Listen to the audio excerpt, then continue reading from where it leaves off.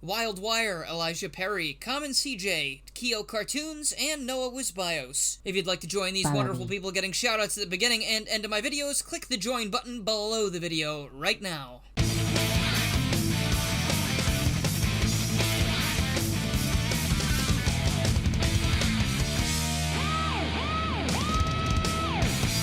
There it is, Sonic Adventure, one of the loudest things known to man. My ears might be bleeding, but if I hadn't heard it, my heart would be. This game is a little bit rough. People are always throwing around the, oh gosh, Sonic Adventure and Super Mario 64 aged like milk. But you gotta remember, this was a really long time ago, and for them to pull off something so spectacular on their first try like this, my gosh, like, it was a historical event. I wish I was alive at the time. Actually, sorry, I'm a little stupid. This came out in 1998, so I was alive, but I was actually busy, probably. And the reason I bring up Mario 64, yet again, is because in this sense, it's a very good comparison, because that is my favorite game of all time. This one is a very close second. But in both games, there are things that I just can't stand. But that doesn't mean that the whole game is like that. I think each game has more to offer than just the sum of the things people might not like. Sonic Adventure is all about this waterman named Chaos, who bursts out of the Master Emerald like it's Knuckles' birthday or something. Of course, you won't know it's his birthday until you go play his story, since instead of the plot being told all at once, Sonic Team decided to make 7 separate campaigns that each follow one of the playable characters so you can see what they're up to after you run into them during Sonic's story. After replaying the game again for this video, I've become a little bit mixed on this approach. On one hand, it's really neat to see how each character interprets the events of the story. The cutscenes often have different dialogue because it's how the character is seeing how things are playing out. But even with that, playing Sonic and Tails campaigns back to back feels like retreading old ground since they're together for almost the entire story. I think this story system can definitely work, and funny enough, I think they nailed it in Sonic 06, where you might have extra characters with you, so sometimes during your stages you end up switching to them. I think in the perfect world, if a character is with you, maybe you could just switch to them whenever you wanted, and, you know, the story would still be the same because they're all together. That would also encourage replayability as well, which is never a downside. It's up to you, but I feel like maybe the best way to play this game is to not play the stories in order of unlock, because you might want to do like Sonic then Knuckles, so you have some variety, then go back to Tails. That way it's been a little bit, so you kinda remember what you did, but it's a distant memory. It feels nostalgic now. Anyway, we were talking about Chaos. Sonic is the next woodland creature to meet the beast, and luckily, hedgehog quills are stronger than bullets. Or the police just weren't shooting the big floating brain part of Chaos, you know, the only thing that resembles some kind of vital area. Oh no! Our weapons are useless! You know what? That would make a fun fishing minigame. I never understood why Chaos jumps onto the 4 flagpoles here, then sometimes just jumps back down without doing anything. Like, is he just showing off? Regardless of his mad ups, though, we hit him 3 times, and he's soggy toast. The following day, Sonic is lounging by the pool at a resort he almost certainly has not paid to be in when Tails zooms by in a rapidly descending plane. Wow, is it Tuesday again already? Whatever happens though, I think it's for the best, because now we get to play one of the greatest opening levels in any game ever made. Take it away, June!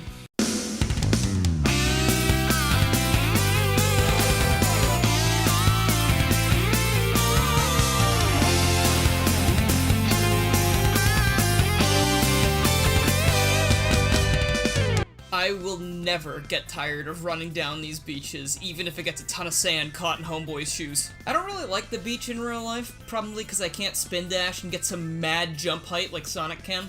Who, by the way, I feel like is at his very best in Sonic Adventure. First time's the charm, as sometimes people say, sometimes.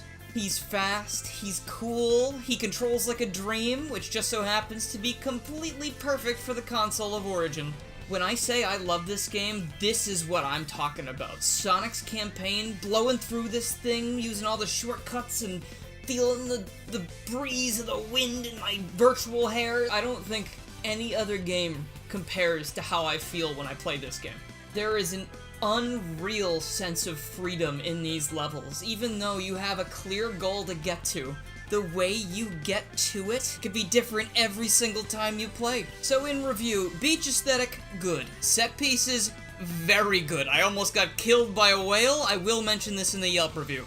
It's just so wonderful how this stage encourages the learning of your abilities. You have the homing attack, which becomes Sonic's iconic move for almost all of his future 3D entries. You get the spammable spin dash that never feels bad to use.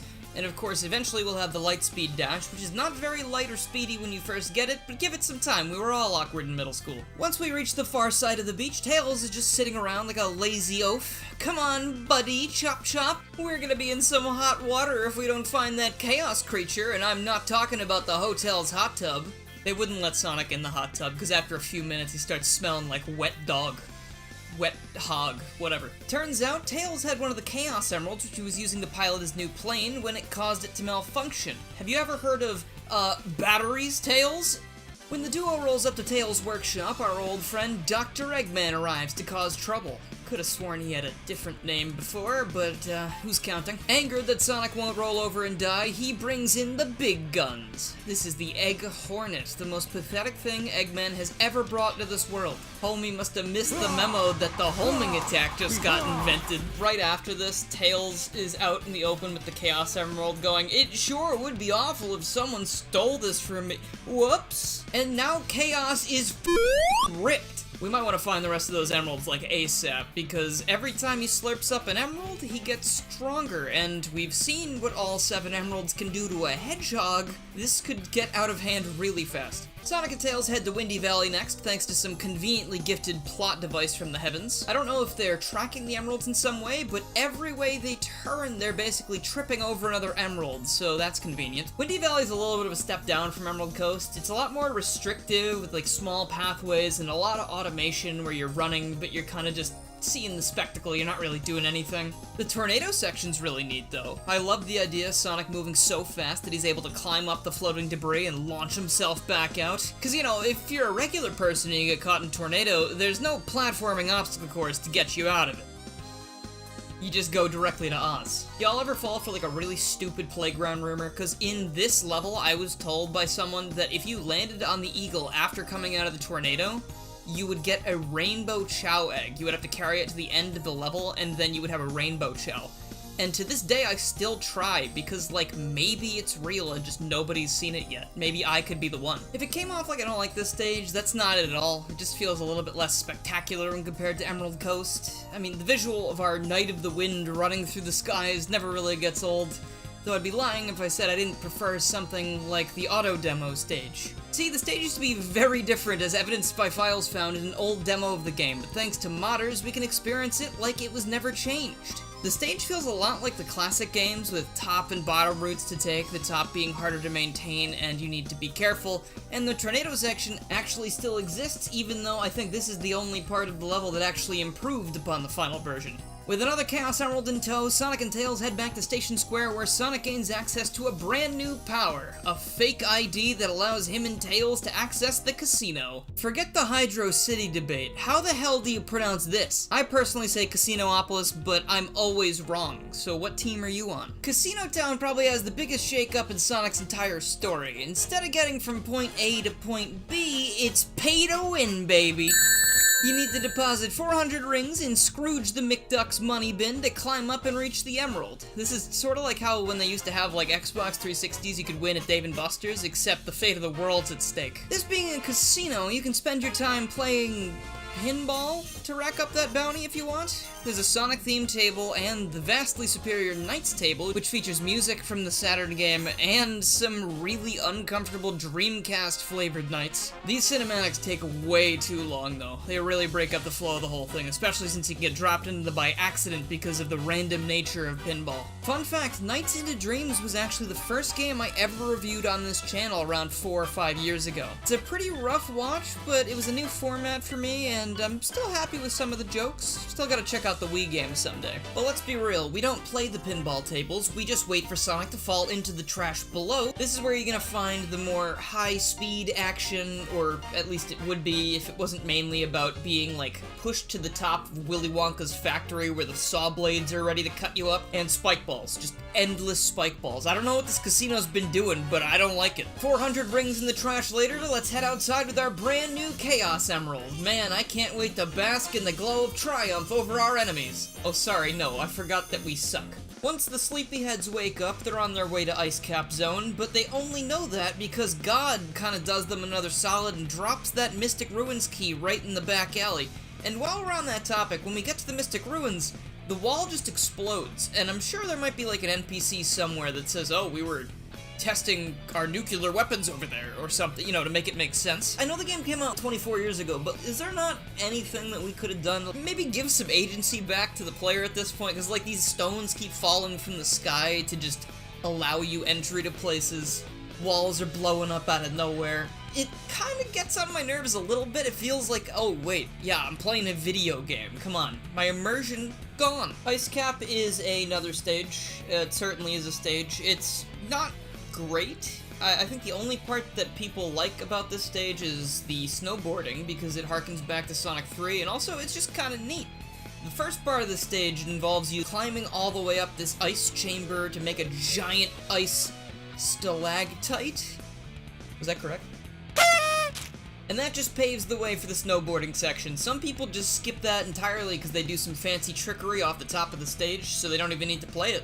The snowboarding isn't anything special either. It's definitely better in SA2, but SA1, you feel like you're stuck to the ground, it's made of glue or whatever, and you go off ramps to get some good speed. I don't know if you can actually die to the avalanche behind you, because I've never seen anyone collide with it, and I've never done that myself either. Kind of a god gamer. Leaving this stage will now forever remind me of the day of broken trust, as I like to call it. Right, the thing is, I don't know where to go from here. And I won't be telling you. No, I know you won't. Station Square, I think, though. I hope you're not lying to me. I would never do that. But I will go fight Knuckles in Mystic Ruins. I hate you! I hate you! I'm very sorry, my friend. It was really funny, though. Speaking of friends, our best friend Knuckles the Echidna is outside and he wants to hang out. I really don't get what happened with these, because they have plenty of good bosses in this game, and I don't know if they were like, well, we can't design a fun boss fight based around another playable character. That would be silly. Let's just have the AI, like, walk back and forth a little bit and jump every so often. Turns out our friend Knuckles was a little bit wary of us because Eggman showed up and told him that Sonic was doing something nefarious. Are we in Bill Murray's Groundhog Day time loop? Remember when we fought Eggman together and brought your rock back free of charge like 12 days ago? I thought we were cool. Thanks to Knuckles, Eggman now has 4 of the 7 emeralds, and that's over half of them. Chaos is transformed into his most infamous form. I'm pretty sure everyone is sick of this guy. It's Chaos 4. This is where that repetition problem rears its head again, because not only do you have to fight this incredibly slow, basic auto-scroller of a boss fight with Sonic, you also have to do this with Tails and Knuckles. It's mind-numbingly boring. And what is this? It must be my birthday? It's back-to-back stinkers? We have Sky Chase with both Sonic and Tails next.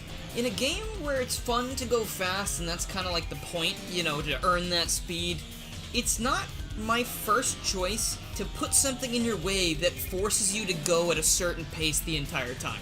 Like I just said with Chaos 4, it's just waiting around until the game lets you do it. The same thing with Sky Chase. Thank goodness people have made mods to bypass this, because playing this 4 times every time you play this game? No. Eggman was like super duper prepared this game, so he just shoots us out of the sky with a big laser anyway, and we get separated from Tails. So this is where you get some variety if you're playing the Tails story. One Atari sound effect later, Sonic is bumbling around Station Square yet again when he runs into Amy Rose. She's back from Sonic CD, and she found this bird on the side of the road, and now she wants Sonic to protect it because it's in danger. And Sonic is like, protecting people in danger? Haha, yeah, I don't do that.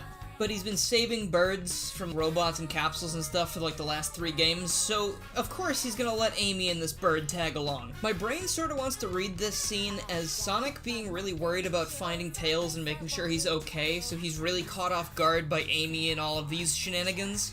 But he never, like, mentions that Tails and him just got shot out of the sky or anything. But it's not like that matters at all, because a few seconds later we meet this new robot named Zero, who, I didn't know this until this recording, is actually one of the E100 series, just like Gamma and Beta and all those guys. I feel like that should have been obvious, but He doesn't even have like a special bird inside him, just a regular rabbit or whatever. So it couldn't have been that important. Conveniently for Amy, there is a sign nearby that says, hey, come to our amusement park, and if you're a cute couple, you get in for free. And Amy is like, that's us, that's me and you, let's go. And I think Sonic throws up in his mouth a little bit. Twinkle Park? Twinkle Park, now that is a fun stage.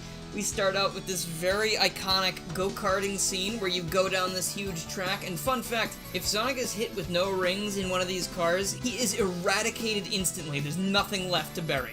This is one of those times when the stage is also just as good as this little gimmick thing, because you get to the amusement park and it's this playground of, ooh, if I jump off of this ramp, I can take a huge shortcut. I think carnival levels are just a huge favorite of mine too, so that might be part of it, but the music's great, the visuals are awesome, and I think there are so many fun things going on in here, so many little mechanics that you have to deal with. It's great, and then also you don't find Amy, because it's a huge amusement park and she got lost. And as Sonic clears the amusement park with his giant novelty Twinkle Park Big Gulp, he notices that Station Square is actually a little puny, and, you don't realize until this point. If we retrace our steps here, we met Amy in the casino area, came back to the main area to go to Twinkle Park, and now we're going back to the casino area to see Zero carrying Amy away through the tunnels. I guess it wouldn't make sense to have Zero in the downtown area because it's kind of a dead end, but maybe he could have jumped up and over the building and Sonic could have been like, darn, he's heading for the Mystic Ruins, I gotta catch up! That way you're not getting on a train that is following directly behind him that is absolutely faster than he is. Like literally that train should just destroy Zero in his entirety right there. Hey, but Speed Highway happens before that, and I have something written in the script about being horrified that I forgot that after playing this game so many times. And I want you to know that until I read that again just now, I was fully convinced that Speed Highway was later, and I don't know why. They say an elephant never forgets. God, I wish that were me. Speed Highway could be seen as Sonic combing the rest of the city to try and find Amy, but I think what really happened is that Sonic Team made a city level, and they didn't have any better place to put it than right here, so now I'm playing the city level. Fortunately, it's the best level in the entire game. Like, it's incredible. Like, the sense of speed you get in Speed Highway is the stuff of legends, and it's a good thing it is, because otherwise the name Speed Highway would be a really big false advertisement. If Emerald Coast is the perfect intro stage, Speed Highway is the best stage, because everything you've been learning this whole game, you can, like, this could be the final level, it's so good. Like, I think some other, like, Tails ends in Speed Highway, and it's not as good because of his playstyle we'll talk about later. You're running down ramps and getting so much speed and jumping over these huge expanses with, like, moving platforms, and then the section where you're going down the building, it's so cool. This is like everything that Sonic was trying to be at the time. Like, high speed, action-packed, attitude, it's amazingly well done. Like, this is how you put personality into something. Even once you're done running down the building and end up in that new area where the sun is just peeking over the rooftops, there's still so much to look around in and do. Like, it feels a lot more like one of those more claustrophobic classic Sonic stages. But you can go up and around the buildings, you can try and dodge cars on the bottom path we really want, and then it caps off with releasing creatures from a capsule. Amy's still not here, we already talked about what happened, I'm sorry. Once we get to the Mystic Ruins, Sonic loses Amy again because the egg carrier is waiting for them and just grabs her and Zero and takes off. Before Sonic's able to pursue the egg carrier on foot, we need to go find the light speed attack power-up, and I think this is something I neglected to mention, but you probably already know about anyway. Scattered around the overworld, there are some trinkets that can make your characters do new things. The Lightspeed Dash was one of those, we got that earlier. Lightspeed Attack is used to enter Red Mountain, and one other thing, and otherwise it is completely useless. Having upgrades out in the field like this does make exploration feel kinda nice, but I'm not sure how I feel about it as a whole, because Sonic is fun to play with right out of the box, but Tails and Amy get substantially better through the use of some of their power-ups. It feels kinda detrimental in some cases. I used to not like Red Mountain as a stage very much back when I was a kid, thought it was boring, but as a kid I also thought I liked Sonic 06, so clearly my past self is not to be trusted. What we have here is a stage that reaches from the mist-covered peaks of mountains to the demons within. It's a really neat idea to have Sonic chasing the egg carrier on foot as a part of the stage. Like, I wish they had factored that in a little bit more, like maybe put the stage on a time limit or something. Maybe they didn't want to stress the player out, I don't know. On the outside of the mountains, you'll be jumping around on monkey bars and past lava plumes and all this mumbo jumbo, and then once you get inside, this is the part that I like the most. It's this giant cavern that keeps filling up with magma, and you need to jump onto these giant rocks to avoid getting burned. And then you see like these crazy prisoners behind these cells inside the volcano / mountain, whatever we're in. And it's like, oh my gosh, what is going on here? They're never going to explain it, we'll never know, but maybe that's cooler because we get to come up with our own interpretations. There's definitely a difficulty spike here though, and I think that might be why my past self didn't like this stage very much. From this point on, Sonic's stages don't pull any punches. On the other side of Red Mountain, Sonic stands there helplessly as the egg carrier starts pulling way out of his reach, and I don't know what you thought was gonna happen, man, but you can't fly, so it's gonna get away. You know who does fly though? It's Tails the Fox in the tornado, bringing us yet another Sky Chase level. Could you just pretend that you weren't gonna come help me? I'd rather just let the story end here. I didn't mention this last time because I was lamenting the fact that I had to play it 4 times, but Sky Chase is just this very simple minigame where you hold down the button to shoot and then highlight the enemies on screen, and then a laser will go pew, and then you'll get like a combo and get points.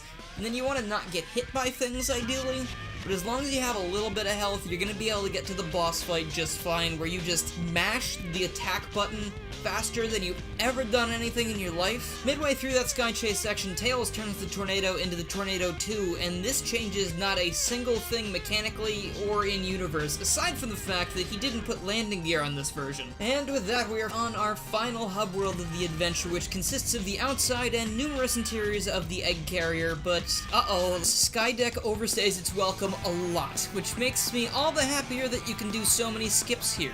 Almost this entire level is a bottomless pit, by the way, so it'd be a great time for Tails to remember that he can fly Sonic around. The first section is my favorite since it's mostly normal platforming, while the second section tries to get you to be careful because of turbulence. But if you're fast enough, that problem just isn't real. The third section is just annoying. The gravity keeps changing here because of how fast the ship is flying or what direction it's going. I don't know, I'm not a bird. But thankfully, there's a big skip you can do here that skips like the entire section, so I just don't play this part anymore.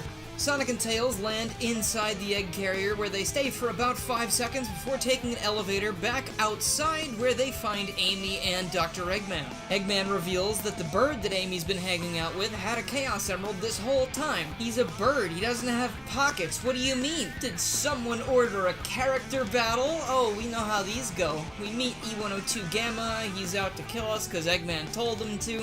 Amy is like, please don't do that, and Sonic goes, okay, you must have your reasons.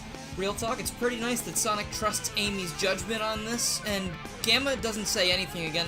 The story's a little weird in this game. I feel like there were definitely some growing pains here. Thanks to some off-screen meddling, the egg carrier is now falling out of the sky, but Sonic has not had his fill of destruction yet, and he sets off to go find Dr. Eggman. Uh-oh, Chaos is looking like a snack. We gotta stop this guy. Fan-favorite demigod Big the Cat appears here, who is frantically searching for his friend Froggy, and as we will learn later, Froggy is actually storing Chaos's missing tail within his intestines. Sonic agrees to help Big get his friend back, and this is one of the only other uses of the Lightspeed attack. Once Chaos is frozen, you are able to use the Lightspeed attack to do double damage, making this one of the easiest boss fights in the game. And that's all she wrote. Frog secured, day saved, race you back to the ground! I know we've been separated from the gang again, and we're probably trying to find him as fast as possible to put a stop to Eggman's plans, but my GPS is telling me to take a quick pit stop in yonder temple because it'll cut 20 seconds off my route to find Eggman, so obviously we gotta take advantage of that. Lost World is one of my least favorite stages. I don't like most of it. I think the room with the snake and the rising water is cool conceptually, but it is a slog to play through. Plus, all of the hitboxes on the snake are very, very weird. Like, you're always sliding a little bit, and it's a little nerve-wracking. The part with the mirrors in the dark room, you don't even need to use the mirrors. You can just jump around, and the light just kinda exists. And then that room with the moving wall tiles that you need to put in a certain order so you can run up the wall. Again, very cool idea, and I like all of these different mechanics we're doing here, but it's better off doing a spin dash jump off of one of those wall tiles and trying to skip as much of it as possible. Sonic ends up in the Chamber of Foreshadowing, where he sees a mural depicting chaos in an even more monstrous state. Unsure of how to interpret this, that little ball of light we've been seeing around Station Square suddenly becomes part of the canon and transports Sonic into the Nintendo Virtual Boy, a fate worse than death. I never really figured out what Tikal's doing here, if she's showing you like an interactable memory, or if this is actually some Kingdom Hearts heart time travel bullshit. But either way, it makes Tikal out to be a very powerful ghost of Christmas past. Well anyway, what brings us to the past today? Ah, I see we've introduced a whole new wave of mental anguish. Very cool. Seems like something really bad happened with the Master Emerald, but Sonic isn't given enough information to read the situation, so we'll have to piece that together as we go. Back in reality, Sonic watches as Eggman whooshes by, and it's time we take the fight right to the doctor's doorstep. Welcome to my personal favorite area. Eggman's base is so iconic in this game, like the huge tunnel, the lights in the sky making it look like you're on the train to a huge Hollywood premiere, the celebrities. I am a huge fan of your work. Typically, these kind of puzzles frustrate me because I'm too impatient to learn how they work, but I've played this one so many times that it's kind of fun. I'm a wildly inconsistent human being, I'm sorry. Final Egg is an amazing final stage. It has the same music as the Hub World area, and I'm totally fine with that because Mechanical Resonance, good golly, what a great song. It's such a sinister sounding song, but it's still really uplifting because it feels like you've gotten to the end of an adventure, like we are en route to go mess that guy up, and it feels good.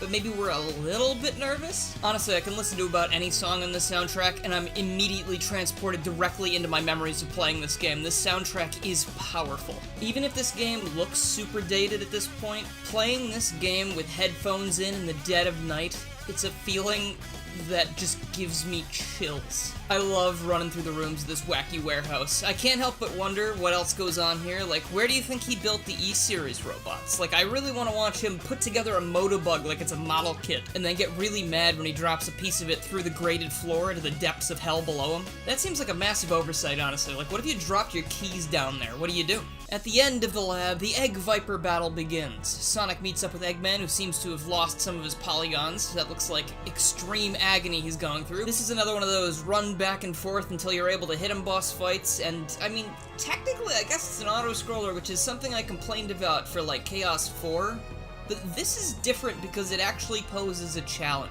You're only able to hit the Doctor when he's screaming silently into the void, and then you end up on the other side of the arena, but nothing really changes until later, because he'll start breaking platforms, so you have less room to run around. He even starts throwing his little saw blades at you, which actually makes it easier to hit him faster, so you gotta hand it to good old Doc Robotnik. He's always thinking of how to make his boss fights more fun. He is a bit of a sore loser though, since Sonic makes quick work of this thing. He tries to take out the platform you're standing on, but we're too handsome for that to work.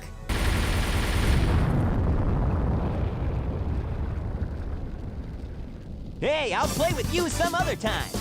No Sonic, I don't think you will. And that's how Sonic's story ends. We kill the guy. I always really loved the part of the ending where Sonic meets back up with Tails and they talk about what happened since the egg carrier, though I think the scene feels a little cooler if you've just finished Tails' story. Since the besties are hanging out for almost the entire game, for this and the rest of the stories I'll be glossing over repeat cutscenes unless something substantial happens. Tails' story of course begins on Tuesday when he crashes his plane. He then takes Sonic to the Mystic Ruins and they face off against the Egg Hornet. The encounter here is completely tonally different though, because Tails sees Eggman as this crazy intimidating force that's like dripping with malice. I think this is really effective though, especially with the portrayal from Dean Bristow. He absolutely nails this really sinister vibe. Tails' entire gimmick for this campaign is that he is playing through the same levels we've already played as Sonic, except this time we are racing Sonic to the end, and since Tails can fly, there is no contest here whatsoever. If you ever lose one of these, I think you must have put the controller down.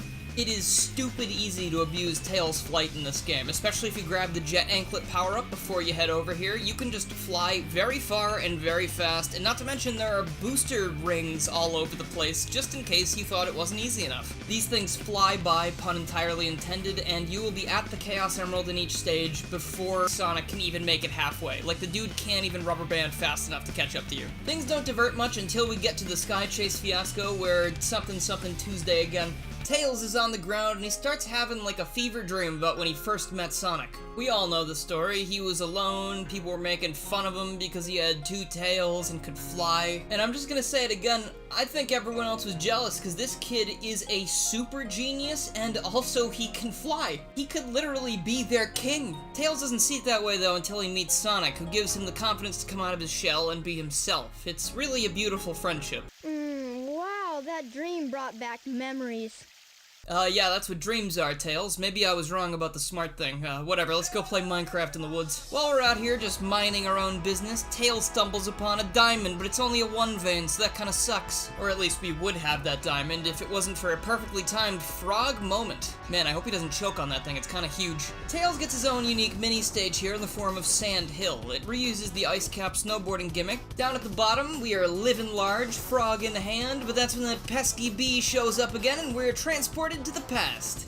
The game sort of contradicts itself when it comes to this. I still don't know if it's time travel because sometimes Sonic will just come back and be like, I was on a snooze cruise, I guess. But here, Tails is actually placed in a completely different location upon waking up from this dream. Plus, we're able to explore the entire ancient Echidna civilization this time, even parts where Tikal is not standing, complete with like 1,000 clones you can talk to. They were even nice enough to get Tails this little Christmas present that you can permanently miss on the file if you're not careful. I kinda wanted a Game Boy, but I guess it's the thought that counts, right? Tikal is waiting nearby to tell Tails this cool nursery rhyme she knows before Tails appears back in the present just in time to be mauled by a rabid cat. We still have the emerald we were looking for though, so the frog situation is inconsequential. Wait, how did Tails get that out of Froggy? My god, he was piloting my man like Kermit the Frog. From here, Tails goes to work on the tornado for the inevitable rematch with the egg carrier. He finds Sonic, they do Sky Chase, they do Sky Deck, and then, after beating up E102 Gamma again, Sonic vows to kill Dr. Eggman, or at least that's what it sounds like, and Tails, Amy, and Gamma head out so they're not implicated in the murder.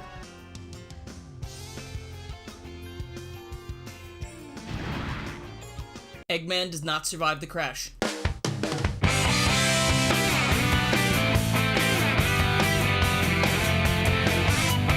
Seeing as his plans are completely scrambled and chaos is defeated, Eggman launches a missile at Station Square, and because the universe hates him more than everyone else, it doesn't go off. This opens up the perfect final level for Tails, where he races Eggman through Speed Highway of all places to get to that missile before he can. The scene right before the final boss here always gave me goosebumps. Tails with his wavering voice, which could have just been the weird performance, but you know, I'm willing to look past it. He knows he can save everyone despite Eggman's chilling threats, and he stands up and he does it. The Egg Walker fight's not even close to being as cool as Egg Viper. It's mainly just a waiting game, avoiding attacks, and then you gotta hit the giant glowing spot on the legs until Eggman decides he's ready to go get his ass kicked by Sonic over in Final Egg. This man really just bounces between failures. It must be really demoralizing. Despite the lackluster final boss, it's all worth it to see Tails be this proud of himself. Like, a lot of people ask me why I was so mad at the Tails from, like, Colors onwards. And this is why. Like, he fights his little heart out and he knows he can protect the world and the people he cares about. But the newer games just sideline him in favor of having Sonic do everything. And that is why I'm so happy in Frontiers they're actually taking the steps to improve the character again. Now we're on to Knuckles the Echidna, the last remaining Echidna in the world. And how does that work again? We're going back in time to like 500 BC before Chaos to talk to Tikal. But Knuckles lives in the present. So how old is he, or how does this timeline work?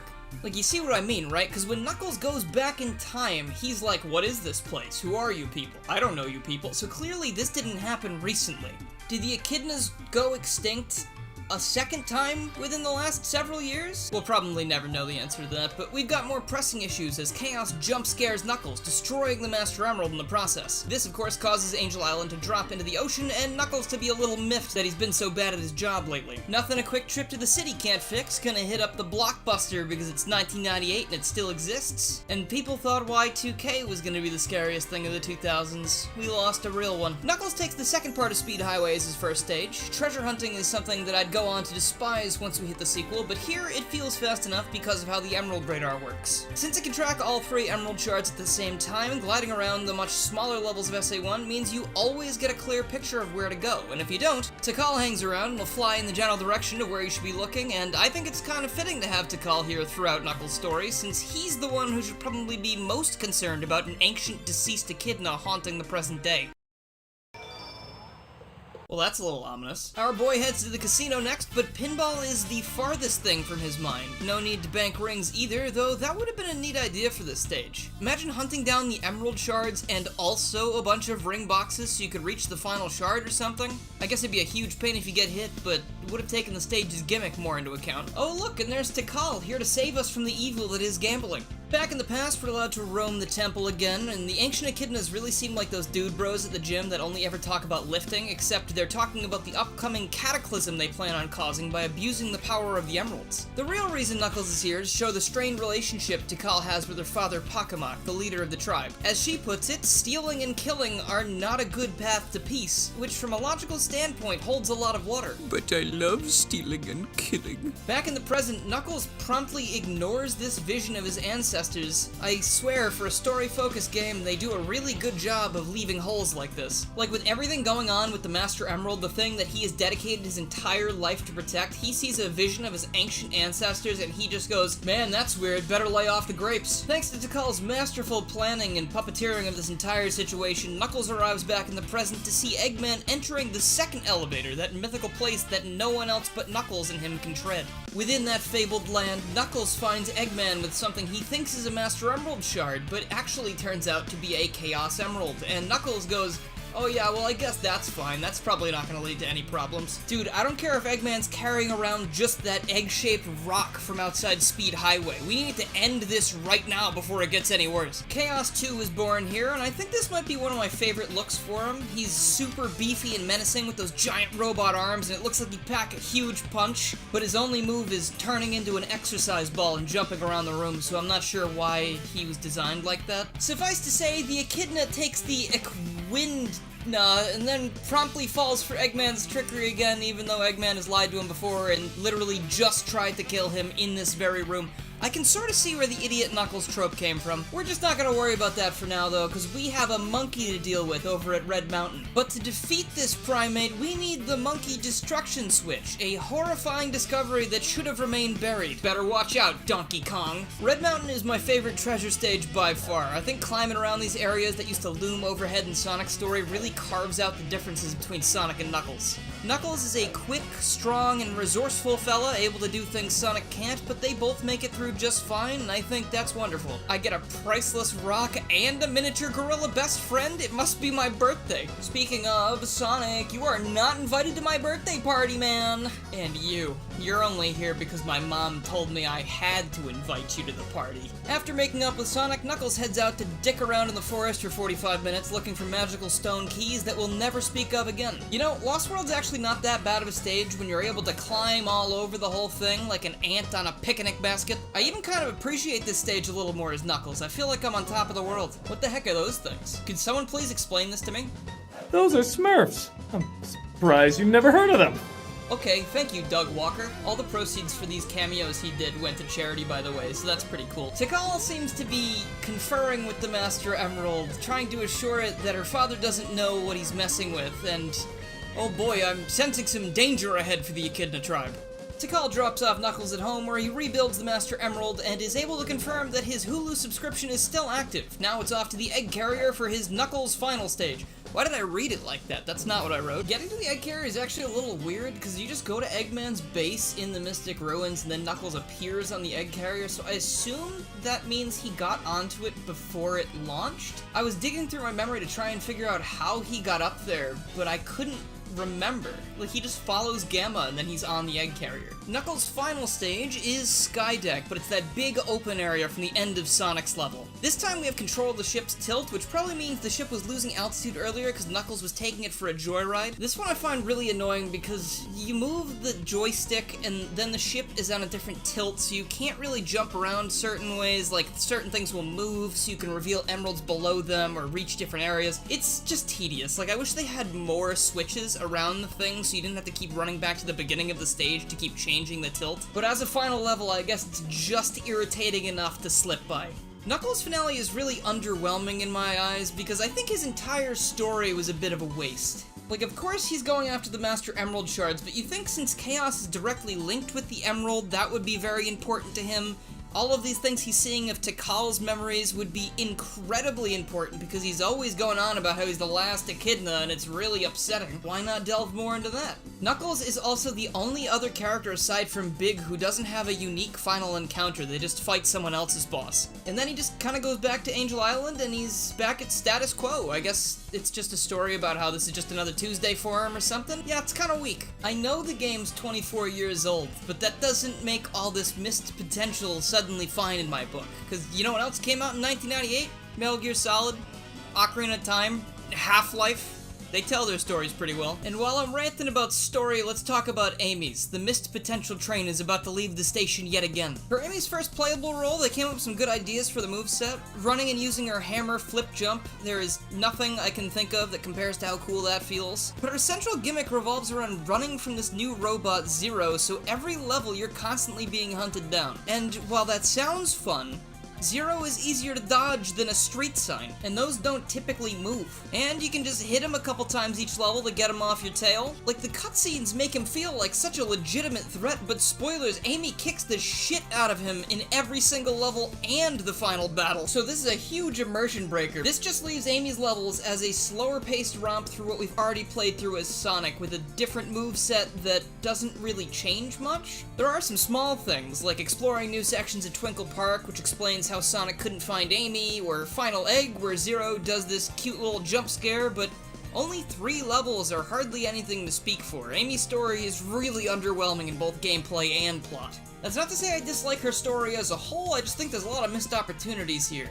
For instance, I do like the intro where she's walking with her bag of groceries back to her one-room apartment, when all of a sudden, bam, the egg carrier is overhead, and it's that iconic scene from the CGI intro trailer. And like she just walked into a Disney Channel original movie, she's the bird babysitter. It's cool that she wants to help this bird, though, shows that she's really a friend to everybody. And speaking of friends, her friend Sonic could probably help her out. And by complete coincidence, we're in luck. Sonic the Hedgehog just so happens to have dropped into town today. Then we do Twinkle Park, and then right outside Twinkle Park, in the exact place we just were, Amy gets captured. Like, Zero could have just waited out there for us to leave Twinkle Park and had the exact same result. Could have just been sitting there, reading the newspaper, sipping a pot of coffee. Sorry, that's a silly thought. We'd be drinking oil. We cut to the comically oversized prison that Eggman stores on his egg carrier. Gamma even looks a little bit small next to some of this stuff. This is my favorite part of the story because we get this really interesting scene where Gamma, on order from Eggman, comes into the prison to try and take the bird from Amy.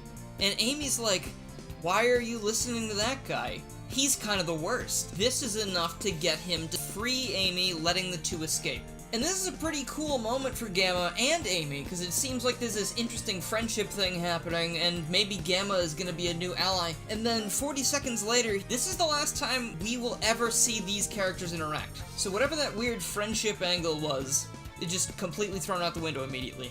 Which I think is a huge missed opportunity. It would have been so cool if when they all landed together, maybe Gamma would be like, how do I help my friends? And Amy could have been like, I'm great at helping my friends. I'm doing it right now because they're friends. But instead we get back down to the ground, and then Amy is like, if Eggman was looking for this bird, maybe he already had the other 2 birds. Let's go back to the egg carrier now that it's crashed, and we go look for those other birds in Final Egg, but unfortunately they've already hatched and left. I really like this part though, because this is showing that Sonic's influence on Amy has not just been one of like her being totally in love with him. This is her her showing characteristics that she's gained from her admiration of Sonic. And clearly I'm overanalyzing all this stuff. It's just a funny hedgehog game, but like, if they'd taken Amy this route instead of just keeping her in that like limbo of being annoying, I think she could have turned into a really solid character after this. That's beside the point, I guess, but we don't find the bird and final egg, so we head back out onto the remains of the egg carrier, and this dude shows up at the club with no further orders to slap this bird out of the air. What an absolute ass. I know Zero hasn't really been a threat throughout this campaign, but this just makes it even more cathartic to start slapping this guy against electric fences until he explodes. I love this fight, not because it's super engaging and fun and cool.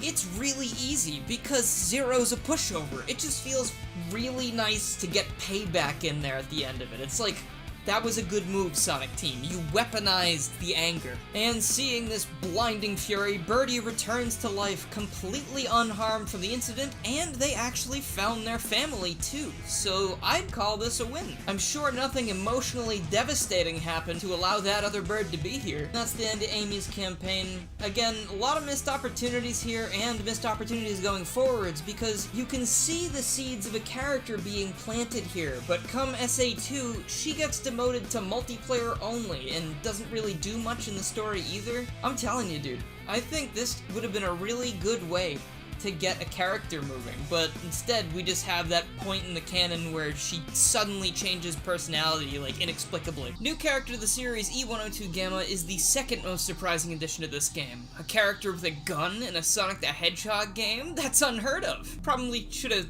kept it that way. But for a new robot guy in the series, he can't really help it. The gun was built into his arm, and with that gun, he shall do the right thing. Like in Sky Chase, Gamma is able to hold down the attack button and lock onto enemies. Letting go of the fire button will blast everything you've highlighted, giving you more time on your timer. Run out of time, and Gamma powers down like Eggman forgot to plug him in last night. We've all been there. Couple that with none of his stages being auto-scrollers, and Gamma is actually one of my favorite campaigns in this game. I mean, he's leagues better than Tails and Amy. Might be a little bit better than Knuckles too, because his gameplay fits perfectly in with the story he's experiencing. It's a bright and wonderful day in the Mystic Ruins when Eggman first brings E102 Gamma online. He observes the world around him, seeing his creator for the first time, and the first experience he has with any other sentient creature is being ordered around. Fresh off the presses of Eggman's presses, we have E102 Gamma, who is one of the E-series robots. Gamma and his siblings are basically the iPhones of robots, whereas Eggman's old creations, the Badniks, might as well be classified as that shitty little flip phone you had in middle school, or at least that I had in middle school. His first objective upon being brought into the world is to destroy the Sonic doll at the end of Final Egg.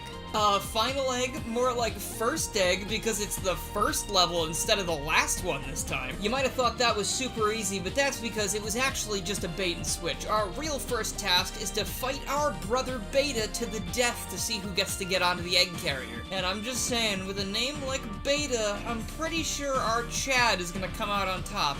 For those who pay attention though, Beta's loss here is actually the first hint that something else is going on here, since Beta basically begs for his life. And Eggman reluctantly decides to bring Beta along as spare parts, which might be an insult, but might also be foreshadowing. Gamma doesn't seem to react to this. Aboard the egg carrier, Eggman puts on this big flashy light show just to talk to his own robots, and honestly, you gotta love the narcissistic tendencies there. Like, he's at least consistent. The guy is a showman at heart. Give him his amusement park. For our real, true first mission, we need to go make out? That's not what we're doing, that was a slip of the tongue. What we're actually doing is going to find a frog that made off with Chaos's tail, and that's why I said that. I know at this point we're supposed to be like, oh no, Chaos is missing his tail, we need to go get that back for him, but imagine the havoc that poor frog's guts have been being put through. Dude grew an entire tail because of an ancient parasite infesting his colon. Fun fact, since I assume most people have never seen this, if Gamma talks to the hotel manager, he asks if he's seen Froggy, and the manager thinks he's looking looking for a hotel guest. I don't really talk to NPCs that much in this game, but I'm glad I saw that at least. Gamma's hunting ground is Emerald Coast, now full of expensive hotel property that we can melt for the time bonus. This is another really short stage, I think technically more dangerous than Final Egg. I think most of Gamma's levels are kind of short because of the time restriction thing, so it's more about how fast can you get to the end and how much time bonus will you have left over. Oh, there's my Amazon package, thanks man! Before our best bot can return to Central Command, Tikal strangely intercepts him and sends him to the past for some plot. This is a big point of confusion for me because I'm not sure why Tikal would choose Gamma for this, especially at this point in his story. He hasn't really done anything good yet, but she's a spooky spirit, so maybe she can just catch his good vibes. This is a really cute scene though. Tikal is initially scared of Gamma, but once he calmly just watches the Chao with her, they share a nice moment. Chaos is treated really different too. Tikal says he's a nice guy, and apparently Gamma can pick up on that.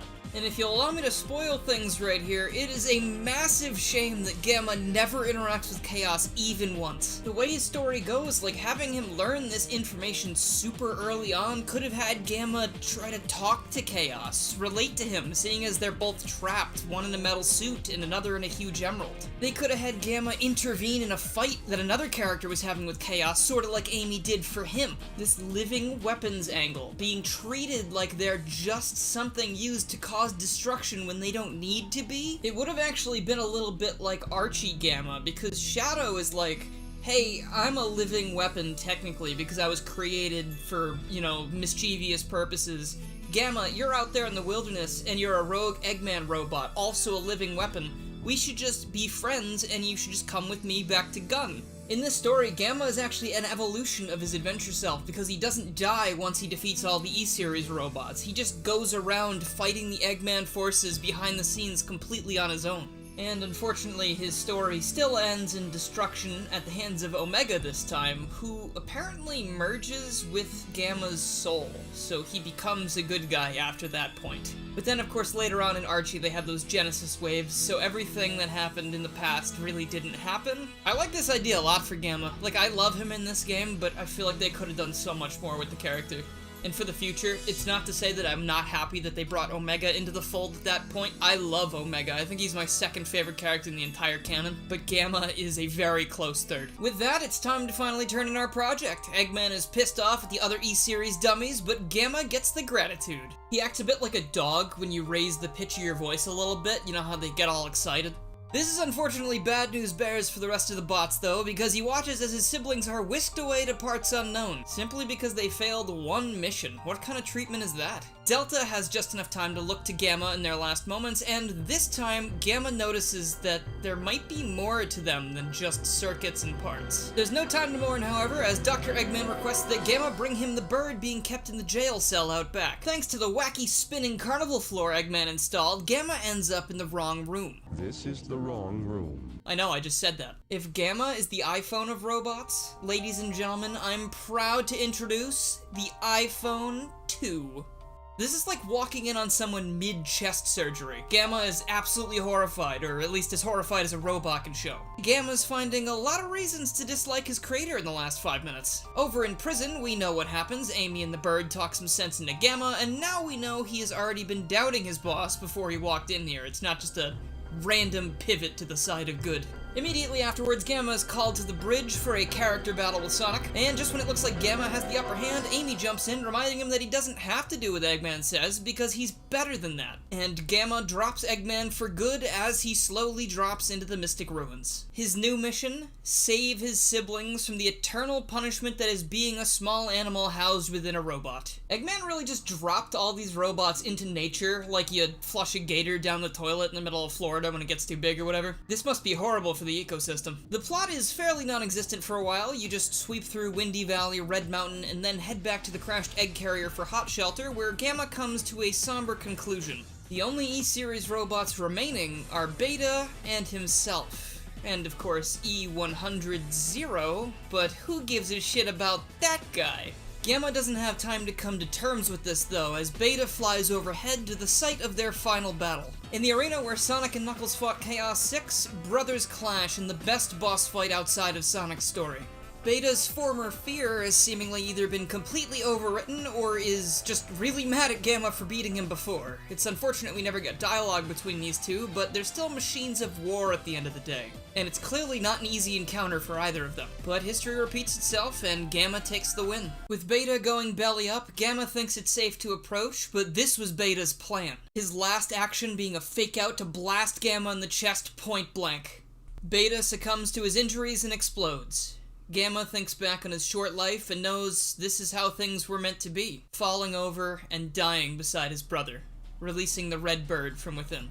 To make things more sappy for a second, if you listen to Gamma's theme, the only lyrics in the entire thing are, "Get that emerald, it's my pleasure, and ready to die." There's no other way this could have ended, and it's a devastatingly bittersweet note to end on. So we won't end on that, we'll end on Big the Cat's story. This is the only part of this entire 4-game retrospective I've been planning that I have no notes on, because he just shouldn't have been here. I can get over the gun mode they added to this game, because they gave me one of the most wonderful and precious characters this series has to offer. But Big the Cat should have been a side mode, just a fishing minigame, a random challenge, maybe a mission mode edition, I don't care. The fact that there's any story in this scenario at all reminds me of the fact that Kingdom Hearts had a game on flip phones that was canon to the series. They even remade Coded for the 3DS and also put all of the cutscenes on one of those PS4 collections, because it was that important, I guess? Nothing happens in that game. It's just Mickey, Donald, and Goofy on DeviantArt for like 4 hours. They put bugs in him. What? The only saving grace of Big's campaign is that it's really short, just like Amy's, and when you know where Froggy is, it takes less time to catch him, assuming the Froggy object actually does what it's supposed to and tries to bite your lure. I can't believe Big actually goes back in time too. Like, these scenes are made specifically for the player to view them, because the characters never talk about any of this shit other than in the last story. The only real tie to the overall story here is that Froggy swallows a piece of chaos, or it looks more like chaos jumps down his throat, but whatever. That's it. Big chases Froggy, Big gets Froggy back, Big loses Froggy, and then you do this really funny Chaos 6 boss fight at the very end of Big's story where it takes literally 4 seconds. Can we just talk about last story now? I got a little too wound up there, I think I need a drink. Oh yeah, thanks, the life-giving liquid. Now I'll never go thirsty. We begin by checking back in with Eggman, who is not having a great day. All is fun new robots are toast, Chaos is gone for good. Okay, well his robots are still broken. Knuckles is over on Angel Island when he notices Eggman just show up and he's out of his Eggmobile, which hardly ever happens these days. Using the momentary confusion, Chaos jumps Knuckles and everything goes black. Sonic and Tails head to the Master Emerald Shrine, where the 6 emeralds they had before are gone, and Knuckles and Eggman are having a sleepover and they didn't invite us. Sonic is pulled to the past one last time to see the Echidna tribe ignoring Tikal's final warnings, and they eat shit. Tikal wakes up to find her whole tribe dead and gone, and she seals Chaos and herself within the Master Emerald. And since I still quote this to this very day, when Sonic comes out of the past again and talks to Tails, he goes, I was on a snooze cruise, I guess. Snooze cruise. I love it. That is one of my favorite sayings. We need to find the final Chaos Emerald before Chaos does, but since his name is literally written on the emerald, we don't make it in time. With Chaos in his perfect form, there's nothing anyone can do to stop him. He lays waste to Station Square, he shoots Eggman's spare egg carrier out of the sky, and even Tikal herself shows up because the situation is so dire. Tikal thinks the best course of action is to lock Chaos up back in the Master Emerald, but actually using some of the information from the flashbacks he's always ignoring, he wonders if that'll help anything at this point due to how angry and unstable he's become. Having gone so mad with power, Chaos even ejects the emeralds, now all gray and useless, because he's sapped all of the power from them. But as the remaining pieces of the puzzle drop into place, literally because they spawn in the air for some reason, Tails thinks that Sonic might have a shot if he uses the positive power of the Chaos Emeralds to combat the negative energy that Chaos absorbed. And you all know what happens next. Go, Sonic! Yeah, Sonic! Sonic! Sonic!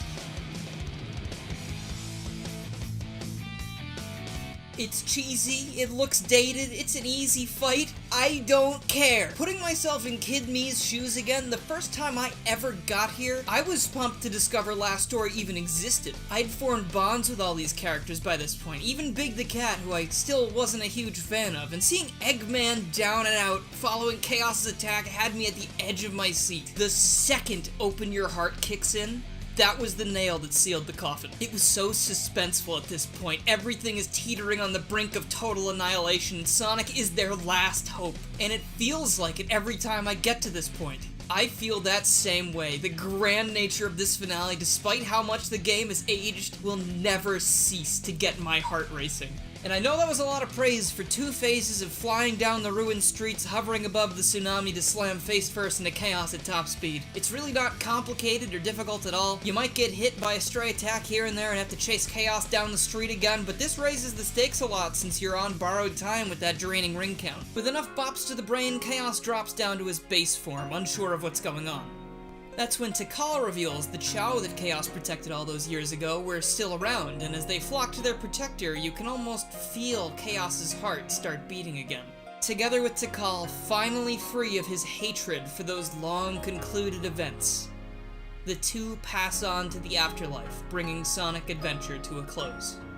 And not to be cliche, but what an adventure it was. The Sonic adventure of a lifetime, you could say. I owe a lot to this game. It's my first Sonic game, and I couldn't have asked for a better experience or better franchise to fall in love with. I know it has its problems, a lot of problems, and I'm not fond of a lot of things found in this game, but that's never stopped me from coming back and taking on the entire game time and time again. And it won't stop me in the future either, since the replayability of this game is insane. And with every revisit, I challenge my knowledge of it more and more. Taking more risks, finding new secrets, raising new Chao for the agonizingly painful racing minigame. So what if SA2 is better in almost every single way? It's Sonic's transition to 3D, and it was magical. I love this game. I love this game so much, and I think it actually gets pretty much just the right amount of praise for the amount of jank that's still present. And even though I like how Sonic Adventure 1 controls a little bit more, I think I prefer Sonic Adventure 2's presentation for visuals. I like some of the music better. I think the story is a whole hell of a lot better, even though Chaos is the GOAT. And of course, SA1's Chao Garden walked so that SA2's Chao Garden could jovially roll until you fall into the nearby pond and drown to death. That was actually my main reason for wanting to play SA2 again, actually. I wanted to get back into the Chao Garden, you know, like raise some hell in the story mode, and then raise some adorable little creatures on the side. It's funny, a lot of people, myself included, kind of complain when Sonic starts going slow and isn't about going fast and platforming and doing all this fun mumbo-jumbo. But the Chao Garden is like the perfect distraction from the main campaign of this game. And I guess the difference there is that, you know, some of the later games are like slow and boring during the main campaign, and there's nothing to distract you from that. But this one has high stakes, fun action and gameplay in the story mode, and then the cute little babos on the other side. I think we're going to start with gameplay this time around because it's the most important part of the game, of course, and it is split into 3 sections with a couple little side things here and there. Section 1, we have the speed characters. We have Sonic and newcomer Shadow the Hedgehog, who is really, really cool and I like a lot, and I hope nothing bad ever happens to him. These guys perform mostly like Sonic did in Sonic Adventure 1, except it feels a little more... It's hard to say. Like, I guess it's a bit more precise, a little bit less floaty. So that's, I mean, I really like doing like spin dash jumps off of ramps in the first Sonic Adventure. So Sonic Adventure 2, there's a little bit less of that, but also the level design is also a lot tighter and a lot more satisfying just for this gameplay style.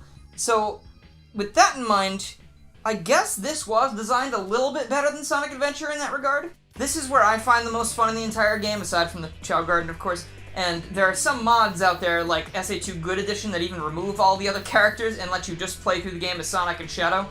That is probably not the best way to do it, because you're missing out on a lot of other fun stuff, because there are some fun things to be had in this game, unless you don't like repetitive and boring things, like treasure hunting or walking around in a very slow and boring mech suit. Sonic and Shadow can spin dash, they can jump, homing attack, they grind on rails, which is new to this game and has continued through the rest of the series, because they have these, like, neat little soap shoes for grinding on rails, and then I guess the promotion with those just kind of fell through and they never really called them soap shoes again, but Sonic still grinds even though his shoes are like completely flat on the bottom.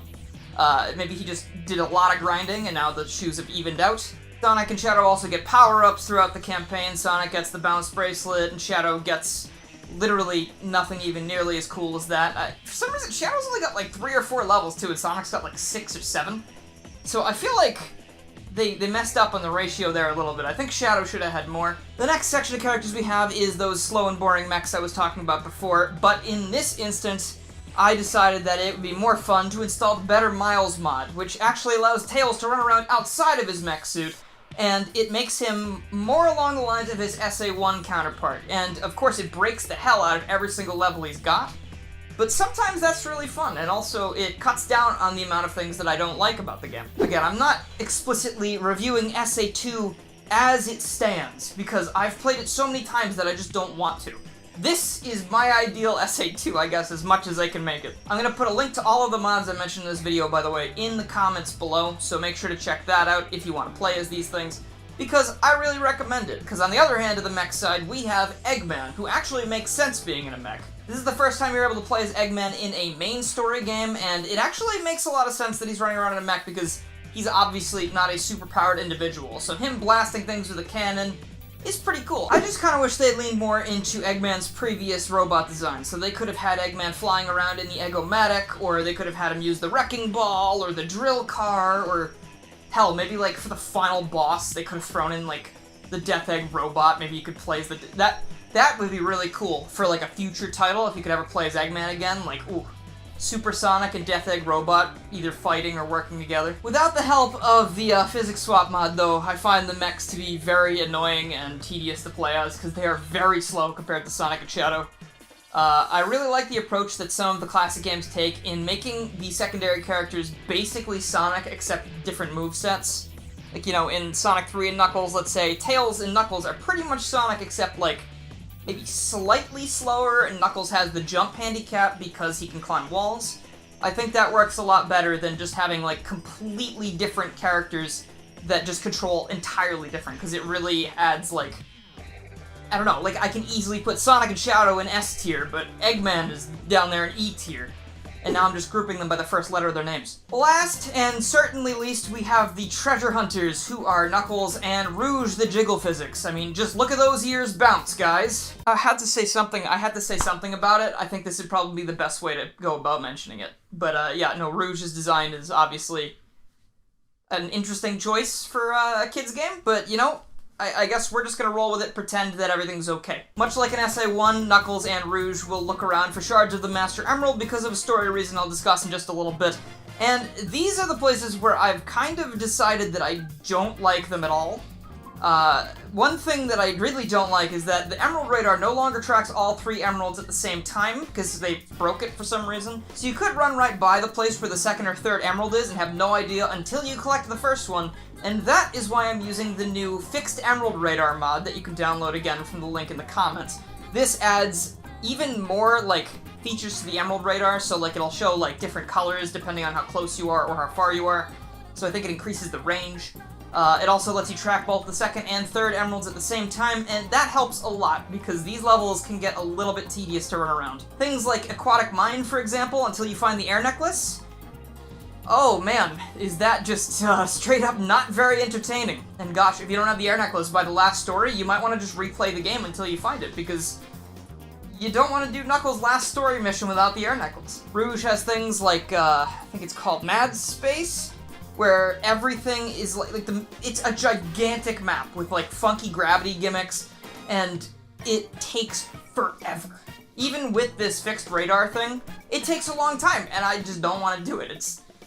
It's busy work. It feels like busy work until I get to the fun stuff again. Tails and Rouge also have this kart racing minigame where you need to chase after a character, and I used to hate it when I was younger, but now I actually find it to be a lot of fun, and if there was like a full-fledged kart racing game like this that controlled like that, I think it wouldn't be probably well-liked very much, because I think it's a little awkward, but I think it controls awkwardly enough that it sort of loops around to feeling good when you actually get control of it the right way. And you can play that mode in multiplayer if you ever so wanted to, and it has more courses and you can play as all of the characters, which I think is a really nice touch. It's just like another little sign to show that Sega and Sonic Team actually cared back then. You also have stuff like Boss Rush and Level Select Mode, which are very self-explanatory. You just end up playing all the bosses back to back, or picking whatever level you want. And with the use of the Character Select Plus mod, you can actually play any level with whatever character you want, which I think is also like a really nice feature that could just work with a lot of things.